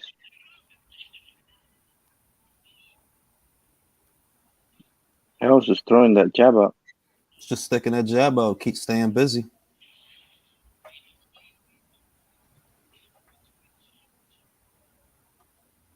Why is Ugas holding back? Looks like he's trying to work off the counter. That's what it looks like. That's what it's doing, yeah. But you can't do that all night. You're not getting off. He's throwing more, and you're in Texas. He's at home, and you're in Texas. Yeah, Ugas needs to let his hands go more. They always said that Earl Spence would have the beating of Ugas because he has a more active jab, so we can see that from right now. Spence has good timing. He has a very good timing. Ooh. Good jab from Spence. All right. Gets off a right hand. Decent looking right hand from Ugas, but the jab of Spence is still, it's the most standout thing about the whole round, the jab of Spence.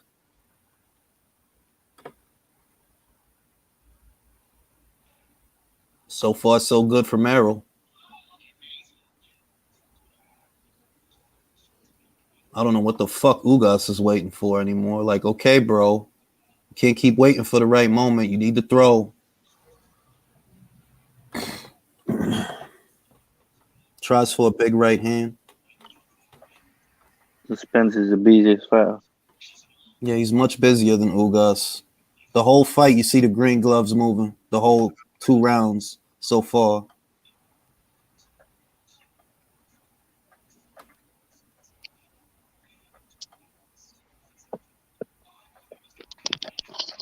Tries for a counter right. That right hand came up was on the gloves.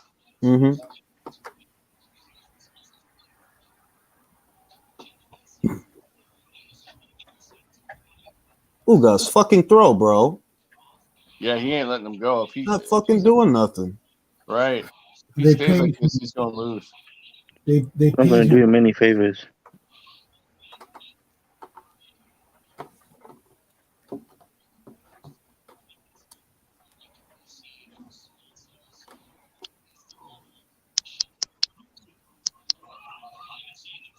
Come on, somebody volume in the back. Mute your mic.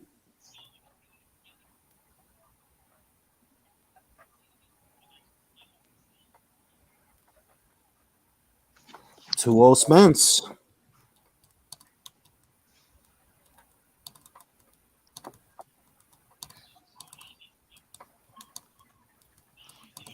What up, Leo?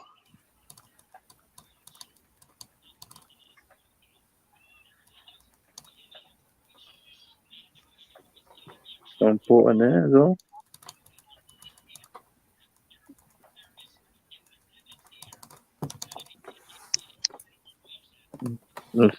So far, 2-0. 2-0. Spence is. Look at Luis Ortiz with his old man fade. Is that Benavidez? No, I think P. Diddy's in the house too, isn't he? Well, he sell all the cocaine. What's up with these Americans and these big chains, man? What is Why the that fuck proof? are they wearing shades if they indoors? Is there too much sun? Man, motherfuckers wearing the stunner shades. You inside and it's nighttime, bro. Is that David?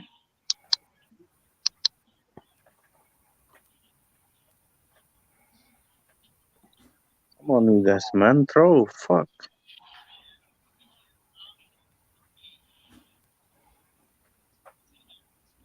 Spence's jab is not allowing him to do that. Counter the jab with the right. Still early, but I'm impressed with Errol. Yeah, he looks good. Looks good. He's busy. The snap on the jab. Speed. There you go. Is Ugas even going to the body? No. He tried a little bit with some stabs to the body early. Errol laying into him. Tried for a couple of hooks. Errol is just a busier one. Jabbing right hand. Ugas is looking real fucking Come on, man. Mix it up with him, man. Throw, man. Yeah, all Ugas is doing is covering up, man. Oh, He's ready to counter punch. My prediction was off. Well, fight's not over yet, but it's you see how it's going. Like, Ugas, you got to do something, bro. Well, the funny thing is, Ugas is a taller fighter, and Errol Spence is the one throwing the jabs more. Make that make sense? I don't know, bro. I don't know, man. I just know I see him throwing a lot, and I don't see Ugas doing much Good of right anything. hand by Errol.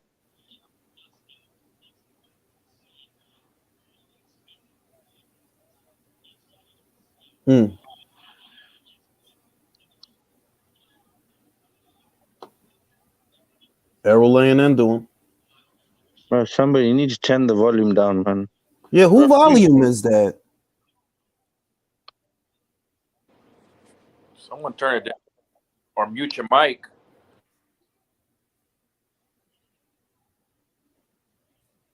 Errol busy. He's busy. He's backing up Ugas.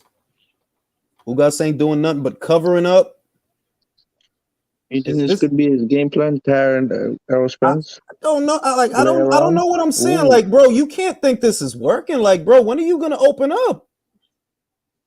Oh, nice one. Oh, okay. Gets off a nice little. Caught him with a right hand. 2 right hands I just seen. Why are you stopping? Come on, bro. What are you stopping for?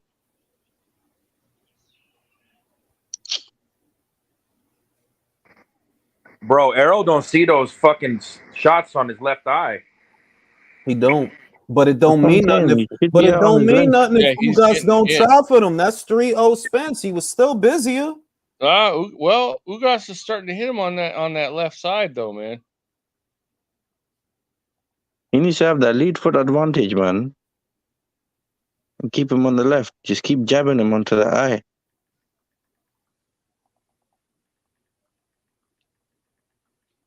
Yeah, if he was fighting Crawford, man, he'd be getting lit up.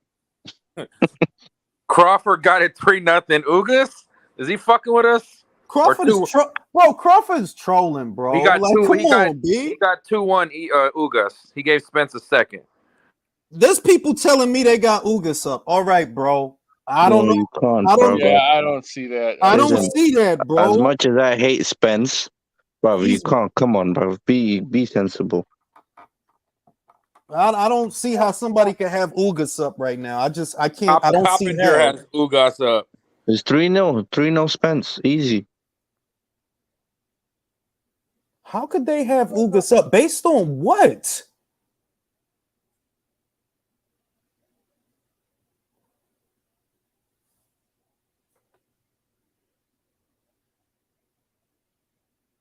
All right, good counters in there. Good counters, and there was some good counters. He kind of stopped them there for a second, but it can't just be counters, dog.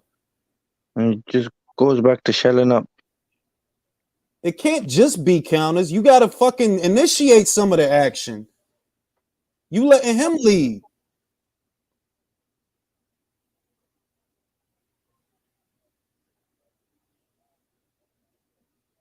Good body shots. Come on, man. Throw. Nice. Yeah. Yeah, I think Ugas lacks a little movement, man. Well, yeah, Ugas is very flat-footed. He's not moving. He's not bouncing on his feet. Good body shot. Nice.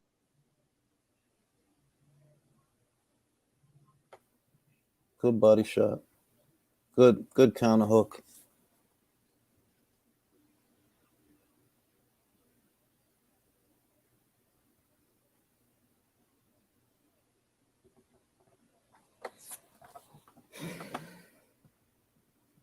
Come on, you fucking Ortiz's head, man. Throw.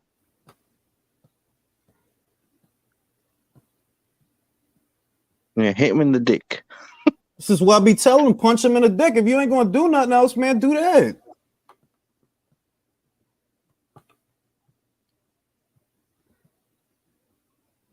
So It far, looks like a Spence. 12 rounds fight, man. 12 is gonna go all the way 12 rounds. It's looking that way because nobody's really like Spence opening up, but Ugas not taking chances. He's just covering up and trying to work off the counter. Nobody's gonna land nothing significant. A very boring fight, man. Oh God, I don't want to be up for fucking. Come on, man. Stay up till 5 to see this shit.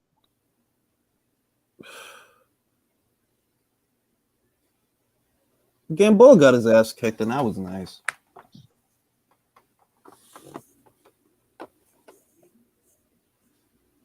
And luckily, those fight ended quick. Thank God. Nice, come on.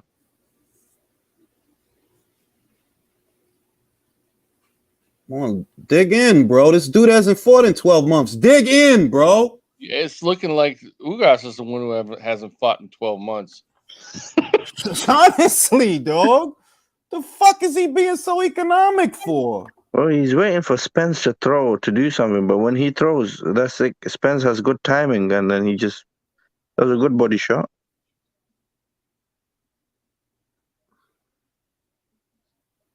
Nice. 2 good body shots.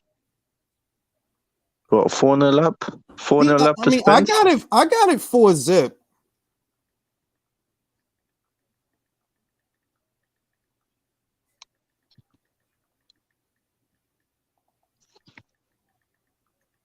What's Crawford saying? If I have no Ugas?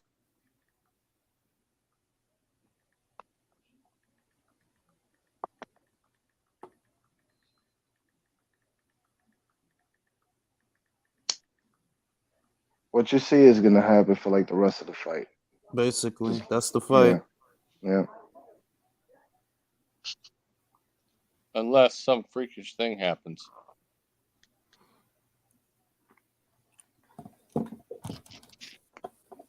These dudes is telling me that Ugas. I don't see what Ugas is doing to win these rounds, but I don't know. Spence just looks busier. He looks busier.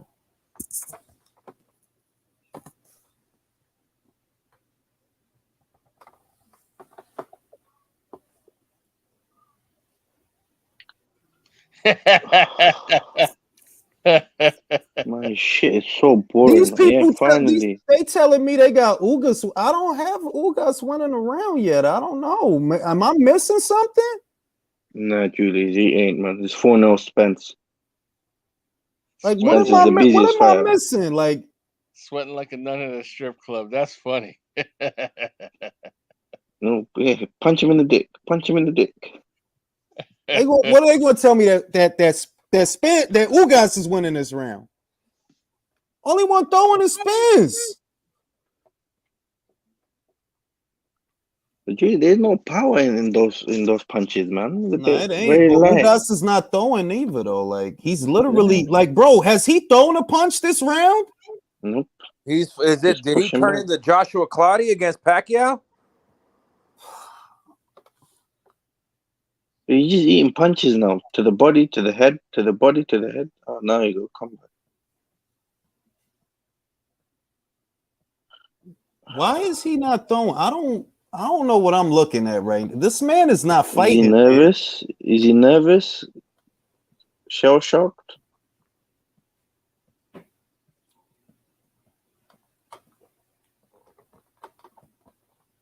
Don't forget, I did say around 10 KO. I've seen it.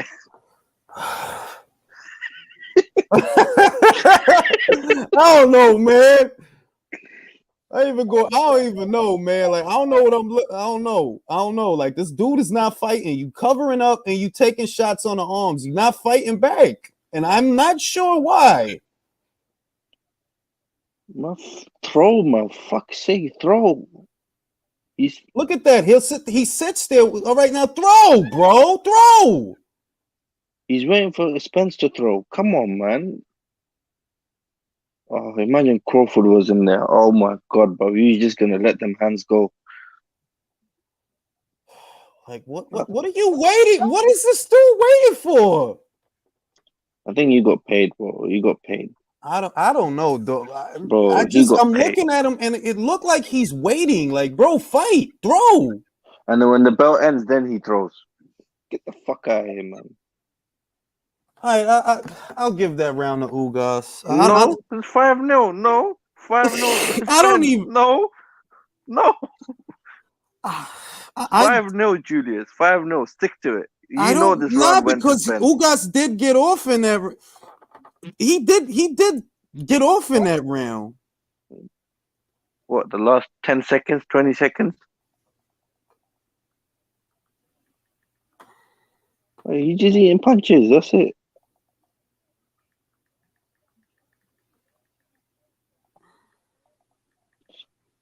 Yeah, he's just letting Spence hit him, man.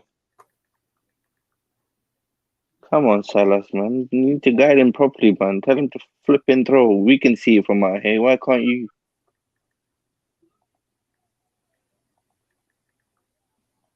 We need to hear the corners and see what they're saying. It's a weird fight, man.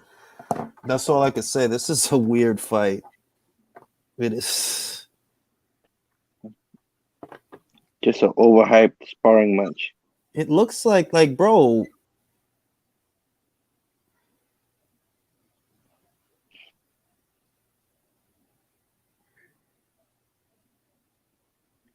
Spence still busier. Ugas is still blocking a lot of shots. He's blocking a lot of shots, but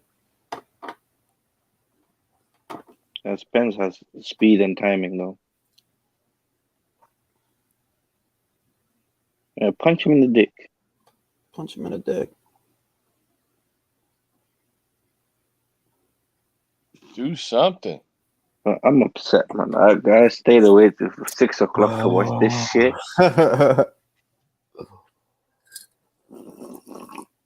Oh yeah! Oh! Why did he stop? Why did he stop? You saw that, right? Bro, why did he stop? Oh shit! What happened? That's what I'm talking about. Why did he stop? Punch! Land What the on fuck you doing, Ugas? Why did he stop? Ugas! Oh man, he took a dive, bro. Come on, he's fucking. Come on, Ugas! What's going on? Why are they taking him to the ring? The gum show. Man. The gum show. Something weird, yo. It's weird out, yo. Bro, what's going on? Did you see that he frazzled him but didn't jump on him? Something weird, That's B. what I'm saying. And then he hit him hard against the ropes and didn't jump on him. This is what I'm saying. It's something weird about this shit. He staggered him and he didn't jump on him. Man, this fool fucking. He wasn't supposed to hit him that hard. This fight is paid off, bro. I don't want to be that guy, but when he clearly frazzled him and did not lay into him. Julius, the ref didn't say anything.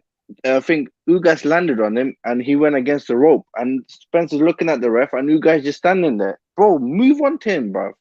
I know. When you ever seen some shit like that, bro?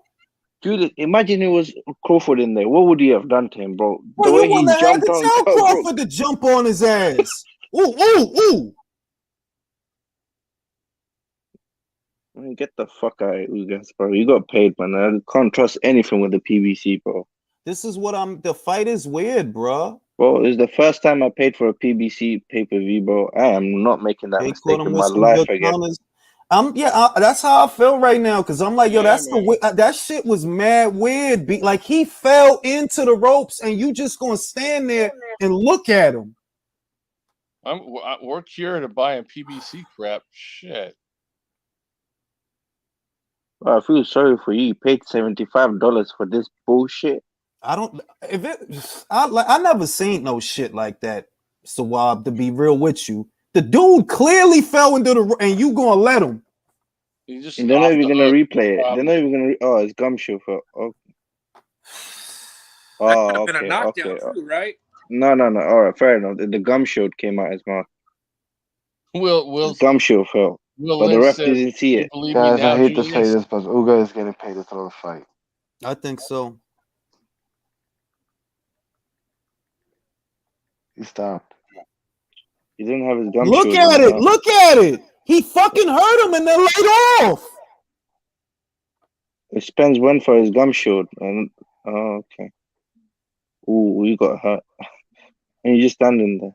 even if that's the case, though, like Yeah, he still waited though. He still Errol just waited. walked away. Dude, the way he reacted to that punch, like it almost like Terry Harper. Yo, he probably got paid. I'm not joking. The way he looked, like he's kind of like. He got hit and was looking for his mouthpiece after he got hit because it fell out. Thought he was leaning, like yo, he might have took some Flacco or some shit. His mouthpiece fell out of his mouth, and he like walked over, was looking for it like he wanted to grab it, and then went, "Oh shit, I'm in a boxing match." Oh shit! I can't make it look too fake. You see that you hurt the dude in the biggest fight of your career, and you don't jump all over him and go crazy. This is defying boxing logic, man. I don't know what that. I don't know how logical boxing logic is, but this is defying the norm. Did Ugas see there was no gum showed? Maybe that's why I didn't jump in. After I see the replay, It don't fucking matter. It's a fucking fight. Doesn't matter. You just fucking jump on him. Yeah, big time. Getting there, you know. Come on. Why are you shelling up, bro? What the? Why are you shelling up?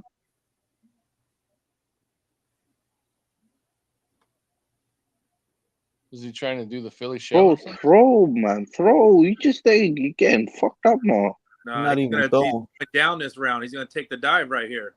This is what it looked like.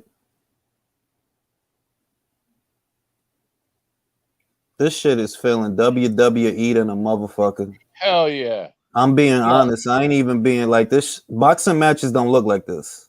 I'm not happy about this one at all, man. It's something weird. Like, bro, you hurt the dude and you let him. Come on. Ugas is not trying to win at all. No, he not. That's what I'm saying. Like, why are you not throwing? Bro, he got paid, bro. He got paid. Simple. Al Heyman's like, motherfucker, I won the undisputed fight. I don't think so.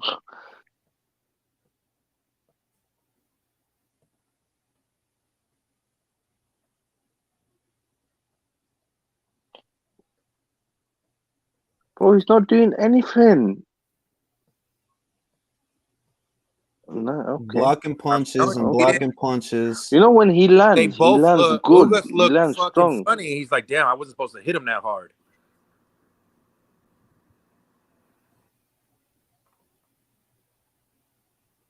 You know when Ugas lands it, it's hurting Spence, but he's not landing enough. He's not throwing enough to land. Not throwing enough to really. Oh, imagine what Crawford's thinking is like. Oh, put me in that ring right now. Let me show both of you.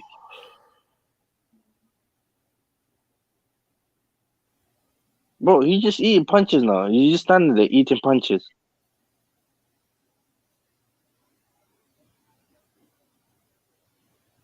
Or do you guys just see that shit? He's just standing there. Ugas just tapped his chest. He goes, "Yes, I won that round." What? By eating fucking punches? Boxing doesn't work that way. I don't know, dog. I just got a weird vibe from this whole fight. Like, bro, I don't know, B. Spence busier in the 7th. Looks to have hurt Ugas. Ugas is just a paid sparring partner. That's all I'm saying. I think Ugas is just a prop at this point. That's the vibe I'm getting. Yeah. Ugas is a prop. A WBA prop. Rigged. Yo, Luis Puente de verdad, manín. Esta vaina, this shit, una pelea. Like, I don't know, man. I don't know. I'm really trying to enjoy the fight, but it's weird. It looks. Bro, there's it's nothing weird. to enjoy, bro. Spence is just throwing punches. He's not hurting Ugas. Ugas is not throwing enough. Yeah, Ugas acting like Clottey versus Pacquiao. It's weird. Yeah, yo. I don't know, man. I don't know. You know, I feel like I don't know, man. I don't know. What I see is, okay, Spence is busier than Ugas, but Ugas hurt him 2 rounds ago and decided to let him off the hook mysteriously. I don't understand that. He's barely throwing and he's just shelling up and taking punches. Bro, one thing I can say, Spence has no power, bro.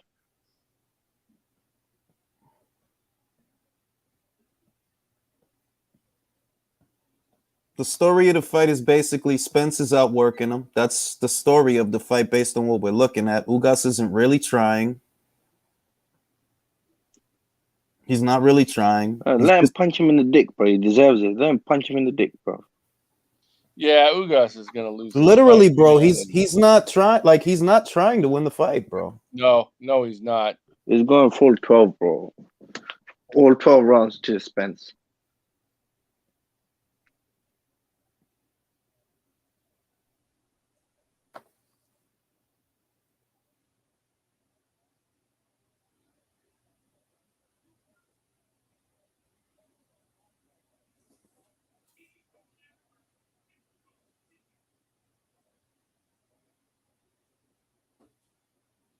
Yeah, it's just more the same. More the same.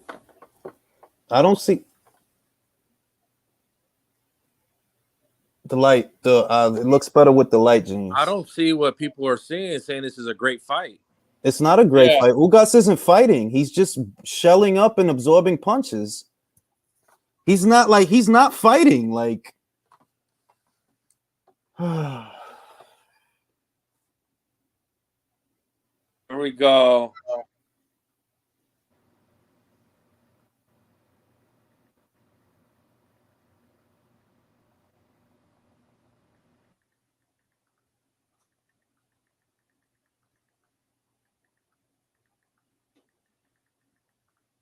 His eyes all jacked up now.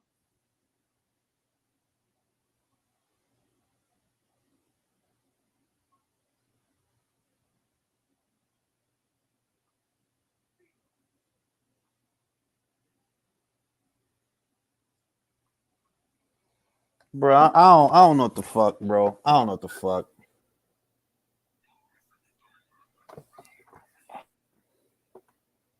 This shit just feels so. Everything about this fight feels weird. Even Loris Cole warning Spence about the low blows feels weird. And he's a guy that usually let them go.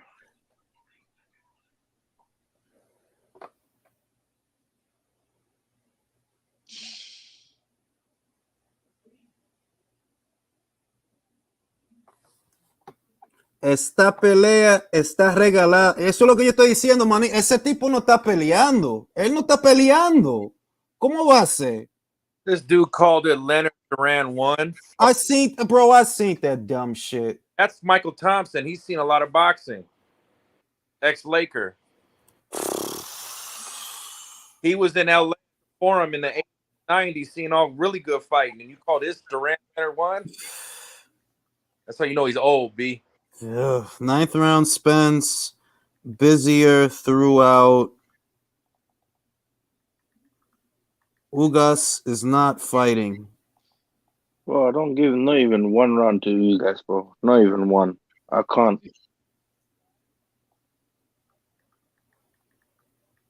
Aesthetic or a bump.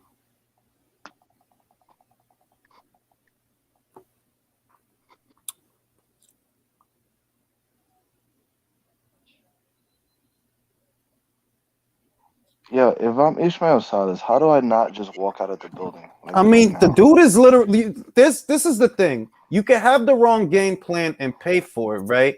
But this is not like I don't see a game plan. The dude is not fighting. Like he's not jabbing, he's not doing nothing. He stood there and that's why I got fucking swelled up. Just letting them hit him. Yeah. This fight is gonna be stopped, bro. That's it. It's a paid sparring partner. You guys are gonna get stopped. Probably. The dude is not fighting, bro. Like he's not. The dude is not fighting. Like I don't know what he looked like. He dancing and they taking turns, but he not fighting. Fucking Ugas, man. Yeah, he's I'm okay if you gonna lose, but this shit don't feel like a fight. It feel like you letting him punch you on your arms. Yeah, Ugas is hurt. Just when you want to pick a Cuban. Now you tell me which was the punch that landed that hurt Ugas, because I just seen him get hit on his arms. Which was the punch that landed that hurt him? Right. See, a Cuban fighter always does this to everybody.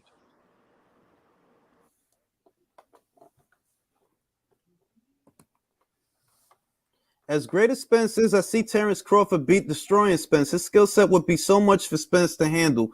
Yo, man, I don't know, man. I don't even know what I'm looking at, to be real with you. And I watch a lot of fucking boxing, bro. I don't. What is Ugas doing? What is the plan here, bro? Fixed, I'm not sure. It looks like Ugas had a bad game plan. I feel like he was trying to get Spence to punch himself out. He wants to quit.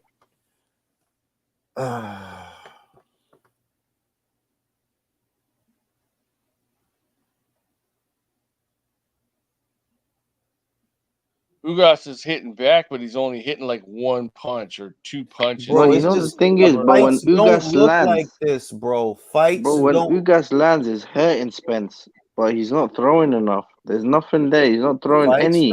I'm telling you, I done seen a lot of fights.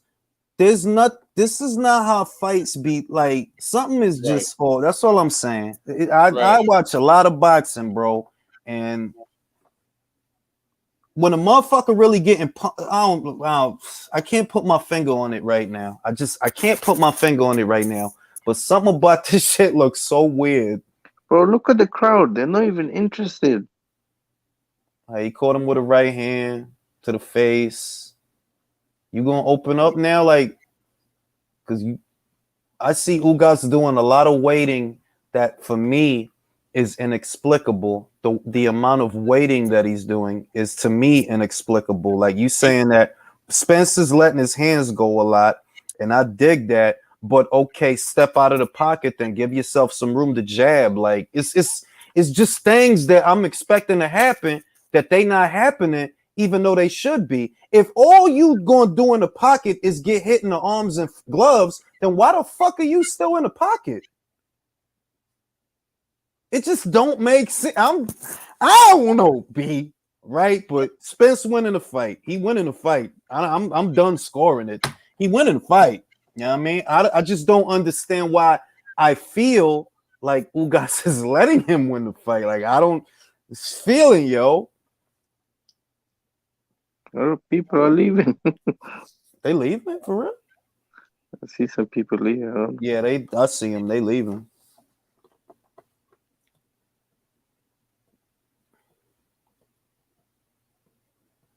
I don't know, man. It's a weird fight. It's just a weird fight. You know, and in spite of just letting him just win, Spence still cannot knock him out. That's what I was saying. Bro, that's exactly what I said. There is no power in Spence. He can't finish. Well, you go in Crawford like that, bro, you're getting fucked. Yeah, if he actually fucking fights Crawford, the jury's still out if he's gonna do that or not. Like, Crawford will waste these two in the same night.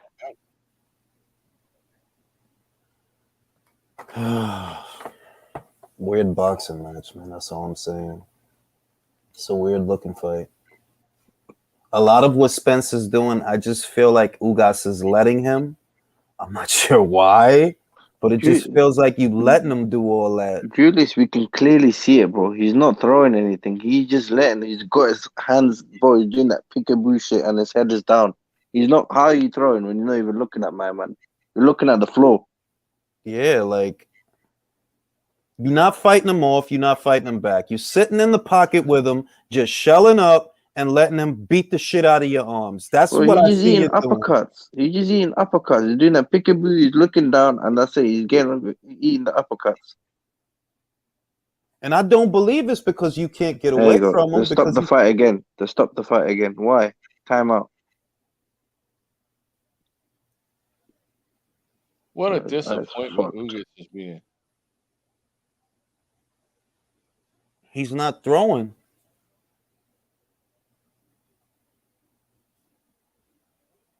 They want to stop the fight. They want to stop the fight. They want to stop the fight. They stop the fight. Fight stopped. Spence won in the 10th round by TKO. Fucking so. Oh shit! All that God. that performative shit. That was a weird fight, bro. God. Spence won in the 10th round by a TKO. By Dr. Stoppage, bro. Fuck, you know. Bro, I was completely wrong. I don't know what I was seeing. But I think we were expecting a fight. Yeah. I'm not even kidding. Like, I honestly, if I had to put my finger on what I'm feeling right now, I was expecting a fight. I feel like this guy was just letting Spence hit him. You know, it's just staged. I can't. Ortiz staged. Hate to be that conspiracy theorist, but it's staged. Bro, I could have sworn he was looking like Terry Harper when he got hit. Bro, imagine there was no power in Spence's punches. Bro, I'm not gonna be bitter. This is what I'm gonna do because I don't really give a shit. I'm not gonna be bitter or say anything bad. I'm just gonna say what I saw. I saw that Spence was throwing a lot of shots, most of which landed on the arms and gloves, though some got through. I saw that he landed a lot of shots, that he got off a lot of shots, and for some reason, Ugas let him off the hook after he staggered him. I've never seen that before. Not like that to where you send the guy on the ropes and you still standing there. I never seen no shit like that. But and that's all I'm gonna say. If that means that it was fixed, I don't know. I just know that I saw him hit Spence with a shot that sent Spence to the ropes, and Ugas didn't even jump on him. He was still standing in the same spot. I don't know, bro. Let this be the last time the PBC gets my money because something just does not feel right. Straight up, bro. Straight up. I feel sorry for you guys. Paid $75. I paid £11. What, $15? It's not right, yo. I stayed up till 5:30 to watch this shit. I'm telling you right now, it's weird, and I'm not saying that for no reason. He hits the dude, staggers the dude. Wow. People are saying that Spence is a beast and that the crash hasn't affected him. Spence versus Ugas is like Spence versus Mikey Garcia 2.0. Let me get a real quick link. I got you right now. All I can say is I don't know how to gauge what I saw because I don't understand it.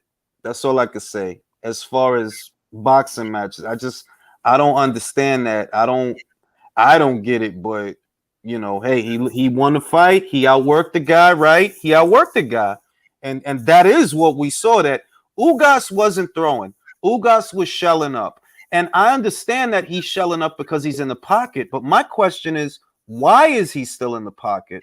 I don't understand. Like, I don't know, B. Look at Mauricio Suleiman. You guys are so being pally way too with harsh on this everyone. fight. Look, the fight was fine. It wasn't fixed. It wasn't no dodgy business going on. It was just a bad game plan, also implemented by a dumb referee. That's all it was. But can I ask you this, Base? When he sent him to the ropes, right? Just explain it to me. He hits Spence, sends him to the ropes. Why was he still standing in the same spot? Do you know why? Because they showed it on the replay a couple of times. Because the ref was in the way, like the ref literally stood in the way of him. So he must have thought that the ref was gonna stop the action for something. So it's only when the ref moves out the way, Errol comes back off the ropes. So yeah, someone else would have like jumped in and been like, "Yo, like let me finish it," but the ref was like in his way. That's literally why. Texas and fucking Lawrence Cole is like peanut butter and jelly. You just go together, man. Crap on season. All right, well, look, he won the fucking fight, right? He won the fight, and it is what it is. He won the fight. I'm just gonna stick to what I saw. I'm not gonna theorize. I'm just gonna stick to what I saw. What I saw is that Ugas did hurt Spence, and Ugas is not known as a big puncher, but he did hurt Spence at one point in the fight. But the majority, he hurt him twice. but the majority of the fight, this is just what I saw, no theories. The majority of the fight, Spence is outworking the guy. I can't explain why Ugas stayed in the pocket if all he can do there is shell up. That's why I'm kind of lost. Like, bro, if you can't work in the pocket, then why are you still there? Like, you're coming forward, and then when you get there, you shell up. Okay, so why are you even going to the pocket then? I think that he was trying to counterpunch off of the jab, but I think that he wasn't really expecting Spence to be as strong as he was because he kept getting hurt. I don't know why he was waiting so long to actually throw those counters, but there was a point in the fight where his eye was starting to become too much for him. Bro, there was not enough counters though. That's the funny thing is that game plan didn't work. So fair enough, whatever you guys are saying. All Ugas did, kick a boot, look down, and that's it. And all he did was just kept getting uppercut to the eye. I'm gonna let Fix go. Fix, just tell me what you saw. What's your impression of what you saw, and what was your interpretation of it? Can you hear me, guys? Yep. Oh, you sound really low. Your volume is really low. Let me work on that. Any better? Any better? I can hear you now. I can hear you now. This is what I'll say. I would say that it was pretty obvious that Spence was rocked pretty good. And as a fighter, I'm a fighter myself, to be honest. I have a couple of amateur bouts. And if you're in a real fight, the moment someone is hurt, your instincts just kick in to get that fight over with as fast as you can. And he didn't have that. He just stopped. And I was like, why did he stop? Like, that's not natural. And he stopped. I mean, right. I agree with Fixed in this sense, right? As a spectator in this spectator sport, there's certain things that happen and we all interpret them as cues. Like once you get the guy hurt, you're accustomed to seeing the other guy jump all over the guy after that. And there was no intensity at all for the rest of the round, not just in that moment, but in the rest of the like, bro, you just hurt him. Get on him.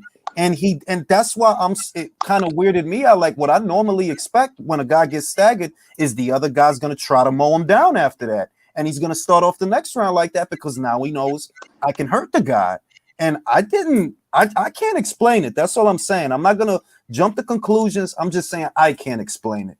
But Julius, you also forget the reason why you hate Cuban fighters is because they don't jump on their prey when they're staggered or hurt. Like remember Frankie Sanchez with Efe Ajagba? He had him hurt a couple of times. Let him go. Hey, if this okay, leads so to he the just called fight, out Terence Crawford. So let's see if that actually happens. Yeah. All right. I'm okay with it. Spence won. He says he wants Crawford. I'm gonna be honest, no conspiracies. All I can say is it looked a little weird to me, but that's okay. If Spence outworked the guy, which is basically what the no frills explanation. He outworked Ugas and he closed his eye, and that's what stopped the fight. That's the no frills explanation. Why Ugas Spence on that, but yeah, like why Ugas didn't throw more. The only reason it's hard for me to wrap my mind around that is okay. It's clear you're getting outworked and dominated in the pocket. So then why do you keep going there?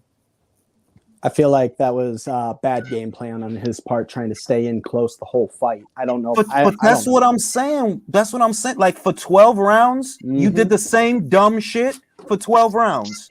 What was that advice from the corner? What was Ismail Salah saying to him?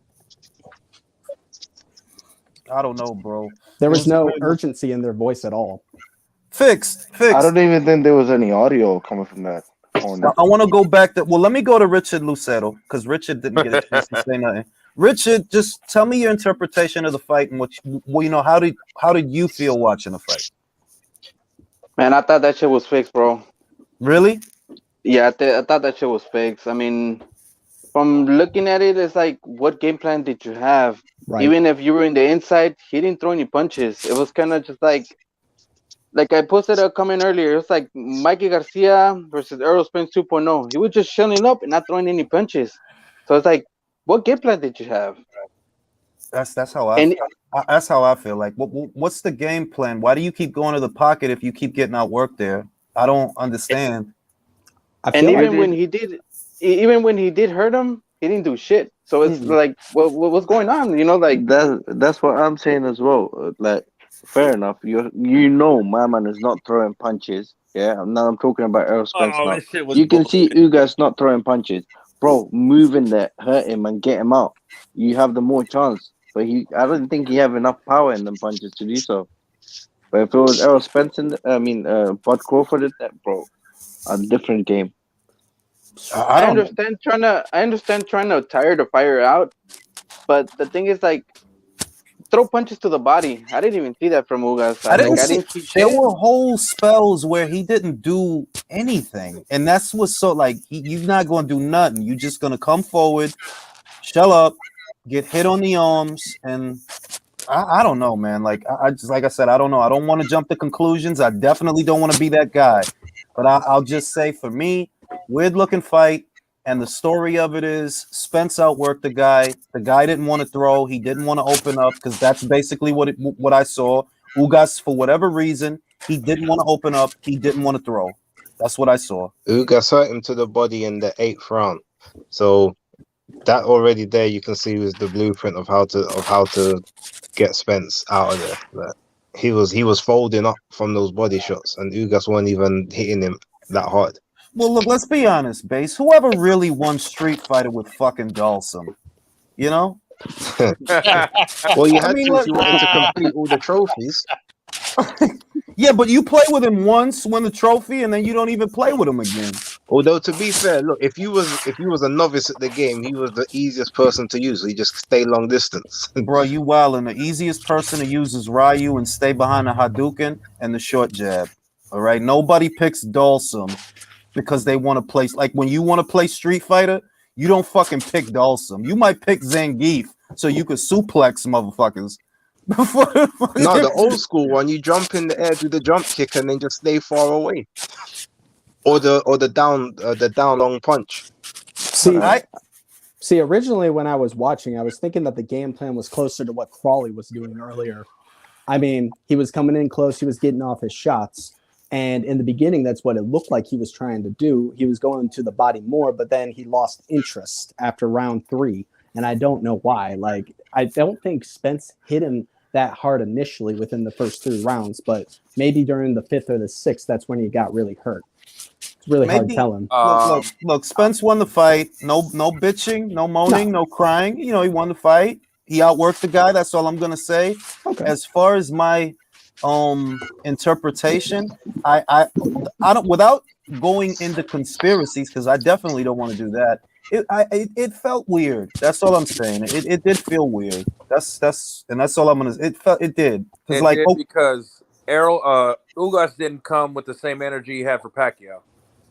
I was just about to say the same shit. I was just about to say the same shit.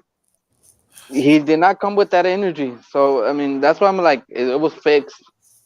But hey, I'll be the bad guy who'll be like, hey, fuck it, it was fixed. I'm not, I don't want to be that guy because look, I actually picked Ugas to win and he didn't win, and I'm gonna accept my L. He didn't win, but Ugas said something very telling in his post fight. He's like, they asked him, you could have had him in the 6th. He's like, yeah, but he recuperated well. Motherfucker, you just stopped and looked at him.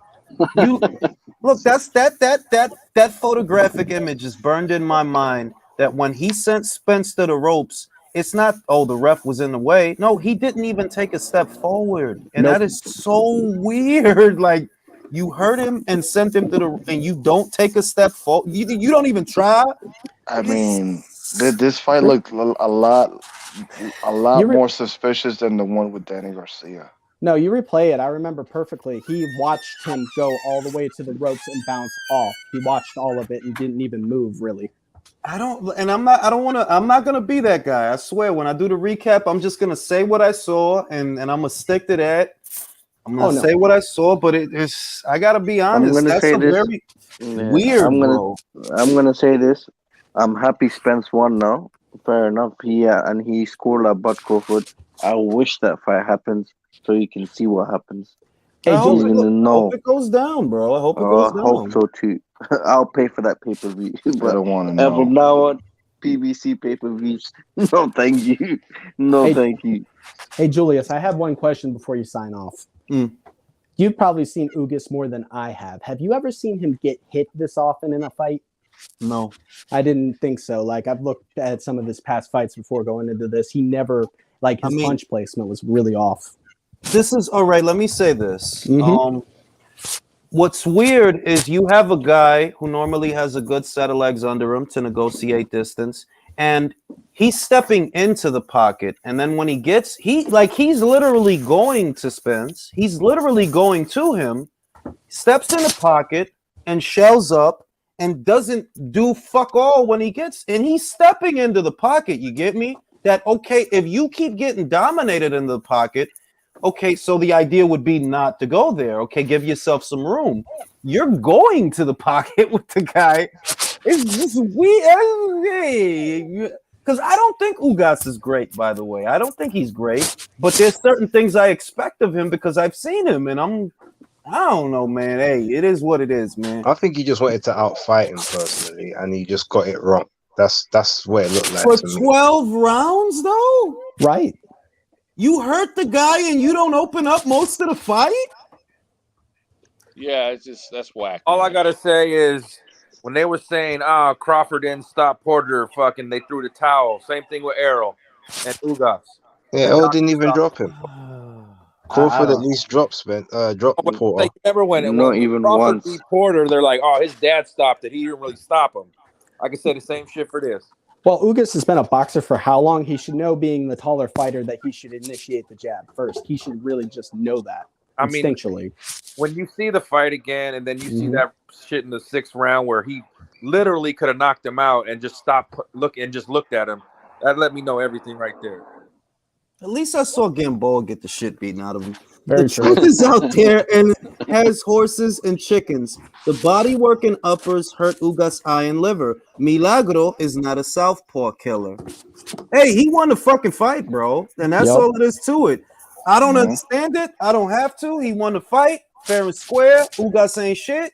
So, onward and upward. Let's get the Crawford fight done then. That's all I want to see anyway. Yeah, let's get the Crawford fight done. You know what I mean? But they better have a damn good undercard like tonight.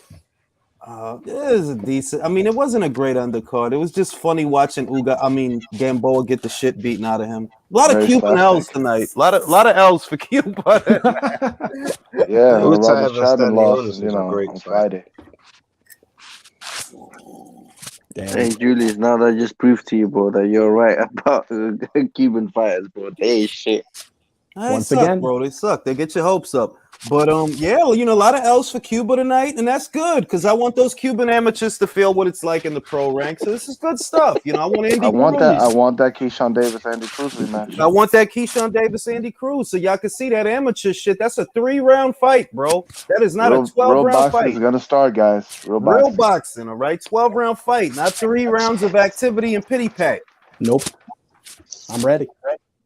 But Spence won the fight. Congratulations to him. He's got 3 belts. Ugas sucks. I hope if he never boxes again, I won't bat an eyelash. And I hope. Hey, Julius, God bless you, man. I'll see you later. All I got from this fight. Aaron S. Baker, Errol Spence Jr. fanboy says, I haven't seen a man down sighting in years. He's all washed up. Spence stops Ugas, ring IQ. Ooh. I mean, he didn't drop him though. Hey, look, he stopped him. I'm not even debating whether or not he stopped him or the doctor stopped him. It was a man stoppage, bro. So we're looking fight. A doctor stoppage. Yeah, look, I'm gonna treat it how I treat anything else. Spence forced a stoppage. That doesn't mean I don't think it looked weird. He did force the stoppage. The doctor stopped the fight. The swelling was too bad, and Ugas wasn't fighting back. It's that simple. All I got from this fight, I'm just gonna say my last piece, and then you go. All I got from this fight, Ugas ain't shit. Spence got no power. And if he fights the way he fought like this against Bud Crawford, he's getting stopped. Jacob Sims says, let's not act like we never seen a fighter let a hurt man off the hook, especially a Cuban fighter. I'm not, hey, man, like I said, man, hey, Spence, he won the fight, bro. That's all I know. All I know is Spence won the fight. He outworked the guy. Ugas looked terrible. He looked terrible. I hope he don't get no pussy for 6 years off of that. That was such a win. Oh, Julius, that's too much. Man, like I just wanted a fight. I didn't care. I don't care, but I wanted a fight. Like, Ugas was not fighting, bro. Like, fight, bro. At least I got to see Gamboa get the shit beaten out of him, and I enjoyed that. I did enjoy that. Really... Bo Mac was like, man, we're going to fuck that dude up. Watch. I literally Bro, I better at not read no the start fucking of the fight, paragraphs so from I need this to go guy, back man. and watch the rest of the undercard. I better not read no paragraphs from this guy. See, that's why you don't have fucking eyebrows, Ugas, for that bullshit. Hey, lads, guess what? Bro? Next week, shit. Fury versus Whyte, bro. Fury versus Whyte. I'm looking forward to that. Hopefully that turn. I just want to see a good fight. I want to see two guys fight. Ugas, I want to see a man down. My complaint is that Ugas did not make it a fight or try to. He just shelled up and got hit a lot, and that's what he did. And that's And Spence couldn't even drop him once. That dude's a turtle. A doctor had to come and stop it. He looked like a turtle. Hey man, just remember, before you say bum Brits, a bum Brit beat the holy shit out of Deontay Wilder. Never forget. Hey, and that man is on the verge. That man is on the verge of retirement because of what a bum Brit did to him. So don't say that. Listen, bro, we can send you the link right now if you want to talk, bro. It's 6 o'clock here, but I'll still give you the shit. Don't talk shit about Brits, bro. The Brits run boxing, bro. Fuck you talking about? We own boxing. Yeah, like I don't know where he come up with bum Brits, and the one American heavyweight we had just got the shit beaten out of him 2 times. Like I don't understand that. It's a weird looking fight. That's all I got to say about that. It's a weird looking fight, bro. It's weird looking, but hey, man, hey, Spence is back. You know the eye is fine. Well, we don't even know because Ugas didn't really try. I don't know, man. This is a weird looking fight. Season. You know what I mean? Y'all better get them Brits. Stay flowers, man. They beat the shit out the dude that y'all like, man. He beat the fucking hell out of Wilder. Now Wilder drinking tea with mushrooms and drugs in Honestly, yo, bro, Conor Benn knocks out Errol Spence, bro, for real. Yeah, nah, you wild. No, for real. I don't give a shit. Fucking out Gary fight. You want to talk about bum Brits? You know what? Conor Benn knocks out Errol Spence. Bro, Conor Benn knocks out Ugas next. Put him in next with the thing Conor Benn. And fuck it. I think Conor Benn will show Let him go. Let him go. Come on now. We don't be mad that Ugas ain't shit. He ain't shit, man. No, I'm not even mad at that shit. It's like, yo, this whole thing is a charade. We know what the fuck is up, man. I'm not going to do it, man. I'm just going to say I'm not going to do it. I'm going to say Ugas is not pound for pound, right? And this is why. Like, you go in there, biggest fight of your career, biggest fight of your life, and that's the level of fighter that you are. You didn't fucking do nothing. You just let the guy punch you up for 12. And that's it. Abel Ramos, though, like, and that's all I seen. That like, yo, you let I'm not going to do the fix thing. I'm gonna just say the aesthetic of the fight wasn't a very entertaining fight, I should say, because one guy was fighting and punching and the other guy wasn't. And it's not even like he was really landing clean on him so much because the other guy was just shelling up. He hunkered down, shell up. It's a weird fight to evaluate, to be honest, but I don't know, man. Ugas ain't shit, and that's all it is. It is what it is. This brother just said I had Ugas winning for most of the fight, man. What are you talking about? Are you high? I don't know. That's like those guys that was talking to me on Twitter saying they had Ugas up after 4. I'm like, how could you have Ugas up after 4? I had it even after 4. I had it 2-2 after 4. They are. I ain't gonna say nothing because Crawford next. Yeah, I mean that's all I can say, bro. Like they don't want to find out. Yeah, because this is weird, bro. And Ugas ain't pound for pound anyway, man. He got a good-looking broad. He's probably gonna go bust some nuts in the broad. Probably not tonight because he got his eye all fucked up. He doesn't have eyebrows, so that's not helping it. But weird fight, man. Weird fight. This is a weird-looking fight, bro. You're old, Jules. It's time for bed. Yeah, it is, bro. Because Yeah, man. I'm really just still trying to like, I can't process what I saw, but it's cool, man. He was all right. Y'all take care. See you on the next live. Weird PBC's fight. fake. I'll catch you during the day, Julius. Fuck the That's All right, PBC. man. It's All right, weird. fellas, have a good night. Julius, Have have a a good good one, night brother. to you, All everyone. right, country. All right, everybody. Take care. Buenas noches.